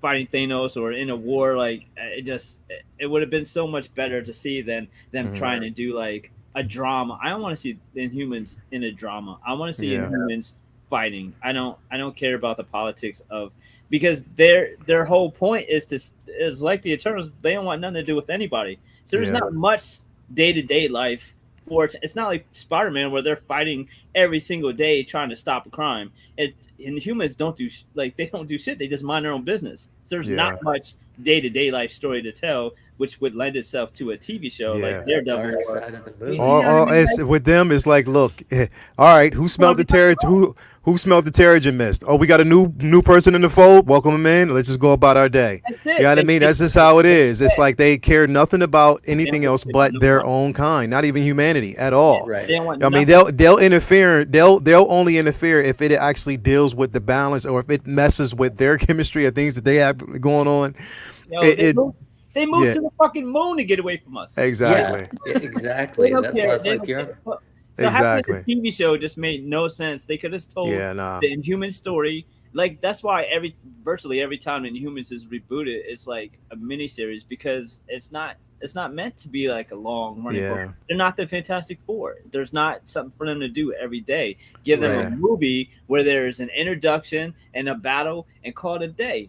I Yeah. hope this leads to that because one of the biggest drop balls of this phenomenal run Marvel has had is teasing us with Inhumans and then taking it away from us and then giving us that bullshit and leaving it as that. I want that fixed. Well, that's why Kevin Feige basically makes no mention of that show, and it's not even if he makes zero mention of it. It wasn't something that that was highly popular or favored by him. Yeah. So he has no mention of it whatsoever. I think Right. the way we that don't talk about that here. Nah, and I think the only way, like right now, that you can introduce, like pretty much, like you said it. I don't think that if there's gonna be an Inhuman introduction, it can't be just a standalone. Not with them. It would have to be in like maybe some influences with the X-Men if they ever do that type of title. An Avengers level event. If there was some type of influence there, but to have it just as a single property. For them, and as for the simple fact that it was the first attempt was already screwed up, it's going to have to be shoehorned in a certain way that it makes sense and that you wipe the blemish of what happened a couple years back. Like that's the only way that you're going to be able to move forward with that. And that's why I think that's why I'm so glad that other properties haven't actually been touched. Yeah. I like the one good thing was it wasn't ABC. They could pretend like it wasn't canon. Didn't exist. Yeah. Pretend it wasn't canon. Just like with Shield, how they played loosey goosey with whether it's canon or not. They could just say, "Nah, that was ABC. It wasn't." I mean, yeah, that wasn't us. Like that was ABC. and then just give us a movie or give us a Disney Plus or whatever. I'd rather it be a movie for real, and then have them interact in big war, and then not do shit with them until there's a big war for them to like come out and have an appearance and then go back away again. Nobody wants to see like I don't, in my opinion, people don't want to see episodic Inhumans. They want to see Black Bolt fucking screaming at Thanos and have armor blast. That's what that's what people want to see. They want to see them on a planet that can be destroyed and then destroy it. Exactly. So I have a few more. Yeah, go ahead. Shoot. So the sleeper that they haven't really been talking too much is Black Knight. Yeah. Like, can you guys elaborate maybe how you see him fitting into this story, and maybe elaborate if you look at the books, the prominent guy that seems to show up in a bunch of different books is Icarus. And do you possibly think that we will get him fighting alongside the new Avengers, or do you think how do you think that relationship will work with Black Knight as well, knowing their history and things like that? Well, I think basically the connective tissue with and how they're doing it, especially with Black Knight, is his interaction with Cersei.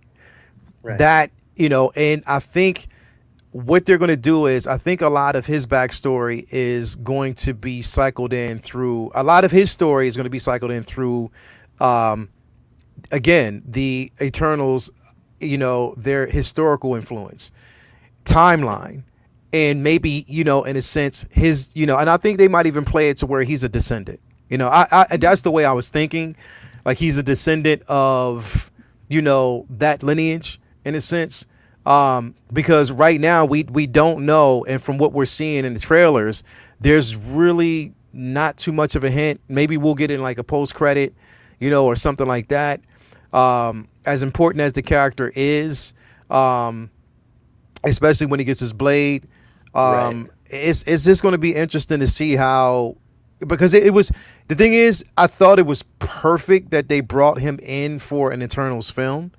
Right. And with the Celestial, with not the Celestials, but with the Eternal, I thought it was perfect the way they brought him in, his entry in, because it does make sense, that, he's kind of put it this way, having him in, pretty much interacting with the Eternals is like the humanity side, him speaking or being the voice for humanity, asking the questions that we want to know. Like, why weren't you involved? Why weren't you here? You know what I mean? So he's asking the questions that all of us pretty much were interested in. Like, we want to know too. So we're seeing humanity through his eyes, whereas we're seeing, the Eternals, or we're basically seeing the Makers through, and the way the Eternals witness humanity. Right. So we're seeing it from both sides. So that interaction between both. So he's just basically that bridge towards humanity, whereas he's going to basically play a more interesting part going down. So how do you feel about it, Vinny? The part that you ended off with, I feel like, is exactly why they definitely probably felt like he's such a unique and awesome character to have in here. Like, he's going to be kind of connect the audience to the Eternals in a way where, when we're like, what the fuck, he's probably going to be baffled. So you're going to feel like, okay, we're not alone here. He doesn't get the shit either. And then there's going to be things that they explain to him in order to explain to us. And we're also going to see tech from him that we won't see from the power side of Eternals. We're going to see his, between his armor, his blade, the wings for Aragorn, and it's that type of stuff is going to be amazing. I haven't seen any of it, so I can't wait to actually see it in the film. But I feel like it is a really unique character. He led the Avengers for a minute. He's going to be a unique character that's kind of different from anything else that they have. That is awesome that they brought in, and is kind of a way to bring him in where you don't know, a lot of people don't know what's going on anyway, so you can bring him in without people saying, oh, that doesn't fit, because I feel like a lot of people are going in into this film saying, I don't know, show me what you got. So Yeah. Black Knight is like amazing to put into this in a perspective. And I mean, he has a lot of Marvel history too. Like I feel like not so much in modern era, but like he's fought alongside Doctor Strange fighting Kang. Like he's interacted with a lot of major threats in the Marvel universe. So there's a lot of stories that they could pull from his lineage too that will be amazing additions to MCU. Yeah. Yeah. And I think So his, with the Black Knight, also we know his history with the Avengers. You know what I mean? right. We know where he stands with the Avengers. You know what I mean? So, and that's going forward. So, again, it's them. I think it's Marvel's way of saying, and Kevin Feige's way of saying, okay, you have the Eternals, but here's something that will be eventually familiar. Right. We see him. We know who he will become, and yeah, like I think I can't wait for it, bro. Yeah. Any more God, I questions, just have man?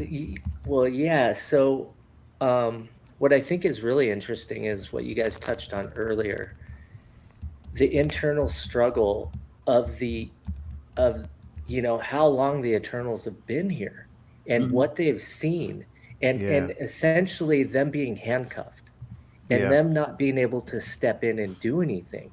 or if Mm, they do, what the repercussions are and how it's handled by the Celestials, right? And it'd be interesting to finally dive deep into a Marvel character that's actually that's like really rich and deep in story, because they're truly broken and they're struggling with the fact that the position that they're in and how many times they have to see things unfold and not be able to do anything, and like Icarus truly loving humanity and making the choices that he has made, right? yeah. So with that, I mean, I would say like my biggest thing, since we couldn't touch on every character for you guys, since you guys are making this so much more exciting for me on my end, Mm, because 76 was a long time ago, and Mhm. Star Wars was my biggest thing in 77, right? yeah, yeah. So I'm just curious, like out of all the Eternals, like who's your favorite, and like what are the powers that they have that you really like and you're interested in seeing portrayed on the screen? Or That's are a we really going to good get the question. hive mind? Or are we going to get a hive mind, like the power of all their minds linking together and using their power together? I think we'll get that. We're definitely going to get that in this film. But you really, really pose a really. I'm gonna let Vinny go first on this one because I know who mine is, but I'll Hmm. let Vinny go. Vinny, you wanna tackle that, bro? Mine is tricky because I always loved Ajax, Yeah, and that was probably the character that's been most changed for this film. yeah, Obviously, they've made it a female now, so there's all that to deal with, and I mean it's Selma Hayek, so I certainly can't complain about that. So it's gonna be cool to see her in the film, but her you know I love the way that they handled his speed in the comics and his like ferocity, and yeah, it was like a almost demonic when he used his powers. It was like he really enjoyed using his powers, and like some of yeah, the Eternals sometimes felt like reluctant even when they fought to be who they were, and I felt like Ajax in the comics was happy to like let yeah, loose, and I felt like it was subtle when it was a subtle juxtaposition of it because it's one of the great Quicksilver lines was like super speed is like imagine you're at the post office and you have an old person in front of you going slow and you just have a million things you want to do. That's what his whole life is like. yeah, So I've always since that X Factor issue thought of speedsters that way. And when I was going back and reading some Eternal stuff and reading Ajax, it's like when he's letting loose and using his powers, like I'm just thinking like it must feel so free because just walking around to just being normal, like to not lift A- up a tank. Ajax or Makari? I'm thinking I might be thinking. No, I'm thinking Ajax, right? Doesn't he have super speed too? Well, yeah, Ajax actually has like the power to heal, and she's basically, or he was always connected to the Celestials. Like he would Maybe I'm always thinking basically Makari. talk to him. Makari was the speedster, like See, one of the fastest. Yeah, I'm thinking Makari then. yeah. I thought it was Makari that they changed. They changed Ajax. They changed both Makari and Ajax That's because they're both female characters in the that's film. why. Okay. Yeah. Yeah, See, that it's tough without seeing the trailer because I'm going in definitely blind. But yeah, Makari, yeah. the speedster in the Eternals, Makari. Yeah, I was thinking. I don't know. I was thinking Ajax, but that was like one of my favorites just because of like when they use their powers. Like it was such a release for them. But I feel like Yeah. Need that, right? that- Because they're handcuffed. They can't do Yeah. anything. yeah, and I feel like one of the cool things that we're gonna see here is like you mentioned about how not being able to interfere, but Yeah. it's I would love to see at least some of the characters or at least a couple of them go numb from that because there's only so many times you can watch your kid be a fuck up until Yeah. you don't care anymore, right? Like if you Yeah. have a fucked up kid who just never listens and you see them go out and do dumb shit day after day after day, there's some Yeah. parents who love them and feel their heart break every single Yeah. day, Thanos.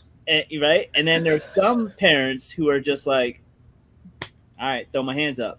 And Earth is full of fucked up people doing fucked up shit every day. And Yeah. we're here for less than 100 years. And many of us feel like, yeah, fuck this place. Like, we're not, we all deserve to die because we don't know how to respect this planet.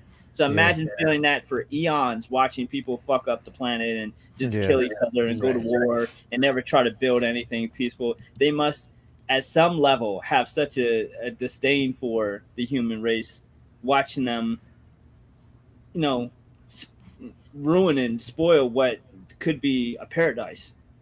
Yeah. And they could make it a paradise for us, but we'd just destroy it anyway.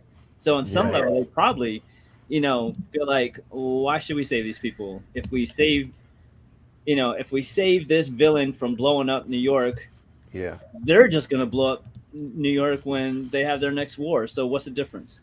Yeah. True. Right. So what I want to do real quick, like I said, because I know people are like, who the characters. Okay, so I'm just going to go down the list real quick so you can understand who's who. Okay, so we have Icarus, played by Richard Madden. I think his name is Richard Madden, whatever. Yeah. So Icarus, very strong. He basically has the power of illusion manipulation as well, flight. So he's basically one of the fastest. When it comes to like flight, in a group. Again, super strong. You do basically see that he also has matter manipulation, but not on the scale of Cersei. Cersei basically manipulates matter on a high scale. She's strong as well. Now, all of them basically have that level of levitation because of Icarus, because he gives them that ability to fly. That's where that source comes from. But Cersei is powerful in the sense that she manipulates matter, so she's extremely powerful in that sense. Ajax is basically who in the book is male, but now portrayed by Selma Hayek. Ajax is a healer. Also is the link with the Celestials. She communes with the Celestials. That's the link with the. So she's basically.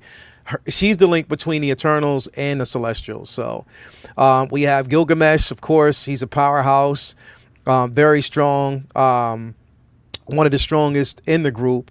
You have Athena, which is played by Angelina Jolie, whereas she can actually manipulate matter to create any weapon of choice at will, as long as she wills it and thinks about it. She has that ability to do so. So she's basically the ultimate fighter.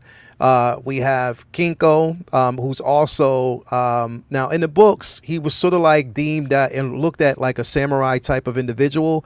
Now they made him, Kamala. What is it? Kinjani? What is his name? Is that how you pronounce his name? Kinjani, last name, I believe. Um, but he's powerful in his own right as well. Tactician fighter, and then we have Fastos, who is basically the engineer, who can engineer weaponry, crafts, just with the wave of his hands. Like, he's extremely intelligent. And then, of course, we have Sprite. Sprite is a reality manipulator. She can manipulate reality to her own advantage, which makes her damn near just like people would actually always confuse Sprite as being Asgardian. Not, it's an Eternal. So if we look at it, like, pretty much, you would almost say that Loki got his ability from her, not the other way around, or him, not the other way around, depending on what version you get. And then, of course, we actually have Druid. Now, Druid is suspect because he's mind manipulation. He can manipulate the minds of anyone. He's a silver tongue as well. So he is one that, he can manipulate an entire culture at will to do what he wants. He can cause you to forget, mind wipe you, pretty much, where you don't know anything that was in existence. And I thought that would have been the game that I would have thought they would have actually played that game in this film, but they didn't. You know what I mean? They didn't go down that route. They kind of went a totally different route, which is, we'll see how that actually plays out. But yeah, that's just like briefly, like a brief run. Now, mind you, when we're talking about the Eternals, there's many more. There's a lot. There's more Eternals. But this is just the core group of individuals that we're talking about right now. So just to kind of like just put that out there so you understand what characters you're getting and how you're actually seeing them in the power setting. Now, if we talk about all out power and who's the most powerful Eternal, it's none of these. It's none of them. They're not no, they're not. They're not the most powerful Eternals at all. They're not the most powerful Eternal, put it that way. So the most powerful Eternal is, let me see, I forget his name. If I gotta look his name up. Hold up, because his name let me see here. I gotta look. His name is kind of hard to pronounce. I'm interested in how they're going to portray super speed in a way that we haven't seen it before. And that's what I'm saying. Makari is pretty much the speed of light sound. She's extremely to the point that it almost seems like she kind of folds time in a way that we've never seen it before. Right. You know what I mean? So, cool. Yeah, that's going to be super cool to see how that actually is played out. So I can't wait to see that on screen. But yeah, you thinking of Kronos? Kronos, that's what it was. Kronos. Kronos is the most powerful. And Kronos has, now, mind you, with the Eternals, they can die. They can die. It's just that they come back in a different form. I believe someone in the chat mentioned that hopefully we see that to just get over to the crowd like that. Eternals isn't just a name; they're eternal. Yeah. Reincarnated is something. Kronos, that's what it was. Kronos is the most powerful, but so there's a lot that goes on with the Eternals. And again, when you put, and now put it this way. You see the Eternals, and now you wonder why Tony Stark said Thanos is unbeatable. Like, literally unbeatable. Like, you know what I mean? If you think Thanos on that power set is powerful, just imagine. And I think one of the biggest things that I'm so happy to basically see, and I cannot wait to see, is I'm more hyped to see the Celestials than anything on that scale. That's what I'm so hyped to see. All I've seen was a still, and it looked as big as they should look. So I can't imagine how mind blown I'm going to be on Thursday. Yeah. Did we not see a glimpse of them when the Collector was talking about the Infinity Stones? Yeah. And you see one that's just right enormous, right? Yeah. Yeah. And that was like the gateway drug because you're like, oh, Tremble they're dust. I'm right there with you. Do not make Galactus a Celestial. yeah, No, no, no, no. Yeah, But just imagine if we see the Celestials, then we're definitely going to see Galactus. Galactus. Definitely. it's inevitable. Hopefully they hold off Galactus for the four because that's Yeah. they need to show how strong the four are by being able to beat Galactus. That's their thing. Like, Yeah. Yeah. Definitely. And I think that all Celestials, I imagine that every Celestial looks like single songwriter. Yeah. There's single songwriters out there listening. Every Yeah. Celestial in this movie looks exactly like you, bro. That's awesome. Yeah, man. I can't wait. I can't So wait. Yeah. it's really like Vinny said, it's like this is one step into the deep end and everything changes after this film. Yeah. I'm super, super stoked. Yeah, it is. And that's the thing. Like, everything is going to change after this film. I think that the whole thing in a nutshell, man, is like expectation. If you have expectations for this film, go into it like, look, I'm not saying that everybody has to go back and read these books. You don't. I'm not saying that you have to go back and read all source material. You don't. But I would actually say that there are ways you can get digital copies. You can go back and find out. And I just, like I said, the premise of tonight's show was just to kind of give you like a little history lesson of these particular characters, so you're familiar with them. Once you go into the film on Friday, you'll kind of get an understanding, and what to see and what to expect. Don't look at it from humanity's point of view. You know what I mean? Don't look at it when you're watching this film. Don't look at it from humanity's. Look at it from, imagine, like Rob said, imagine you're watching Prometheus, but you're not watching it from the human standpoint. Watch it from the engineers, and many worlds that they've gone and conquered and created. And watch it from that aspect, and you'll get a better understanding. And then you're getting a different formula.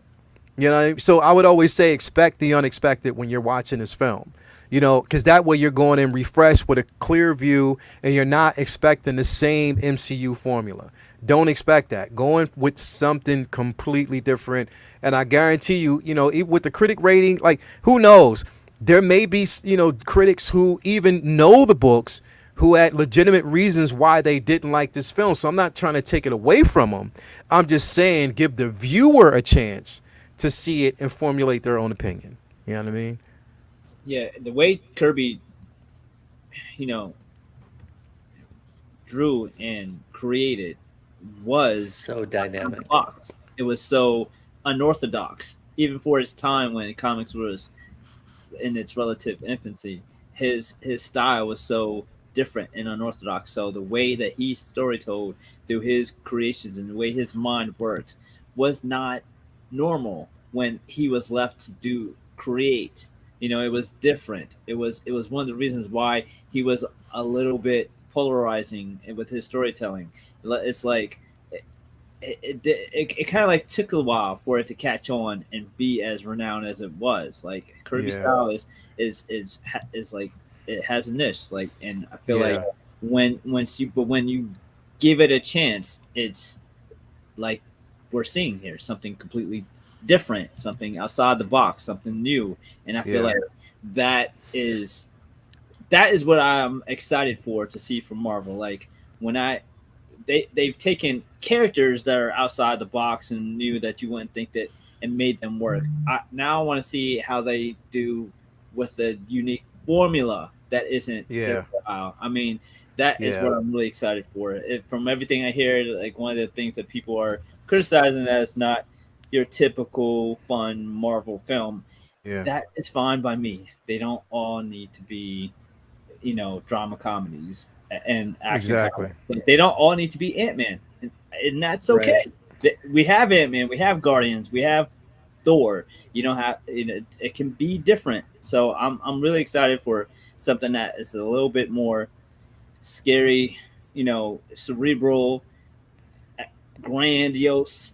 I'm for it. I can't wait. Yeah. I'm all for it, and I cannot wait to see it. Um. Yeah. We're going on at almost 2 hours, so we're gonna actually wind this down. Again, it's been a great discussion tonight. I do want to actually mention, forgot Iron Logan with a super chat, $7.99. What's up, guys? Just sending some love from down under, Australia. Love it. Used to live there. I can't wait to go back and visit. But thank you guys for stopping through. Everybody in the chat, Vinny, what you got coming up next, bro? Just looking forward to the movie on Thursday. I got just so much outside the box work to catch up on myself.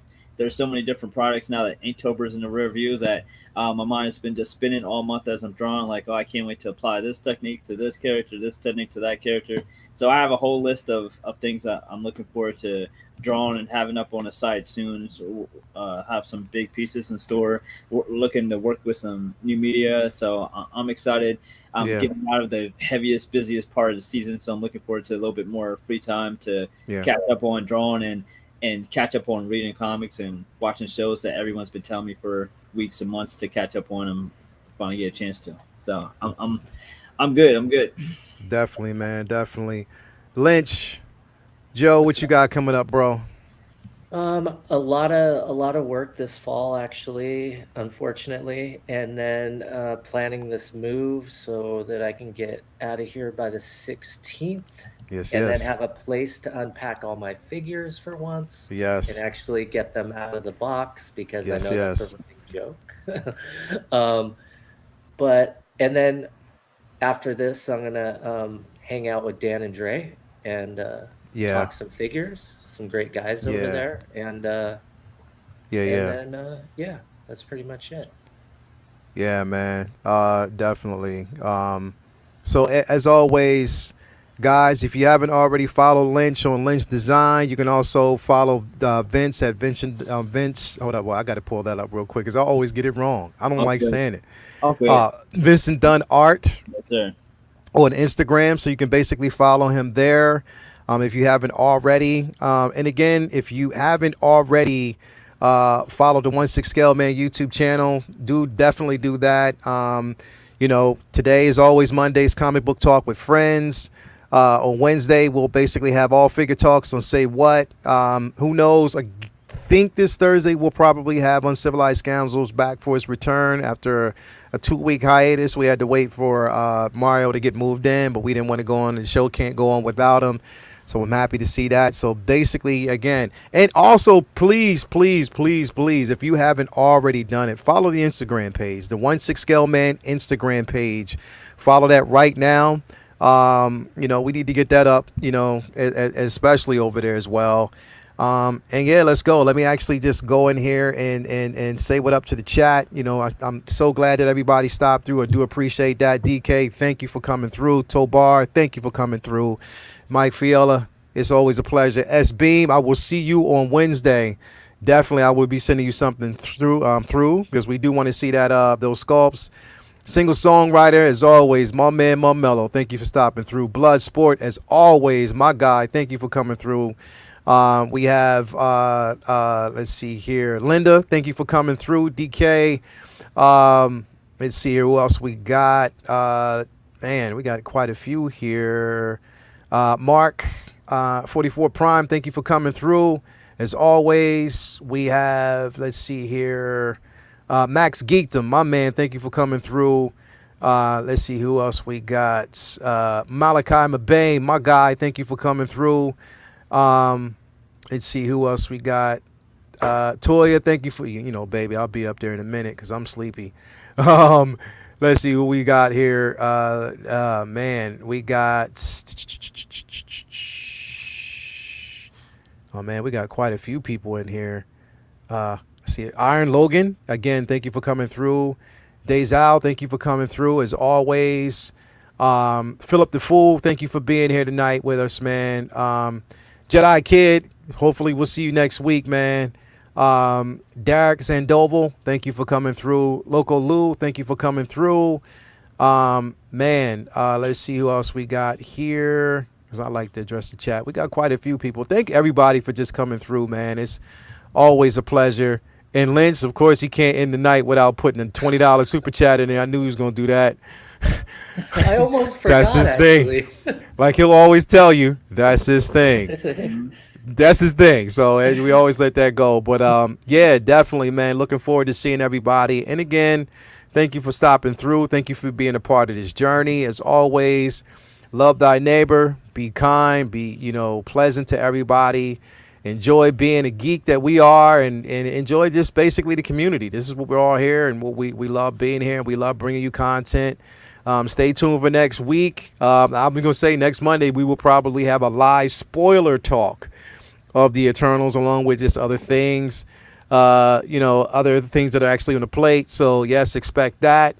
But yeah, we love y'all. Thank you for coming through. Thank you for the support. We are out. Again, tune in on Wednesday where we actually talk everything 1/6 scale figures, new releases. Hopefully they'll release something tonight. I can't wait till they'll finally release Ahsoka and my Golden Armor Wonder Woman. Don't know when that's going to happen, but we'll see. But anyway, love y'all. Thank you for coming through. Until next time, peace.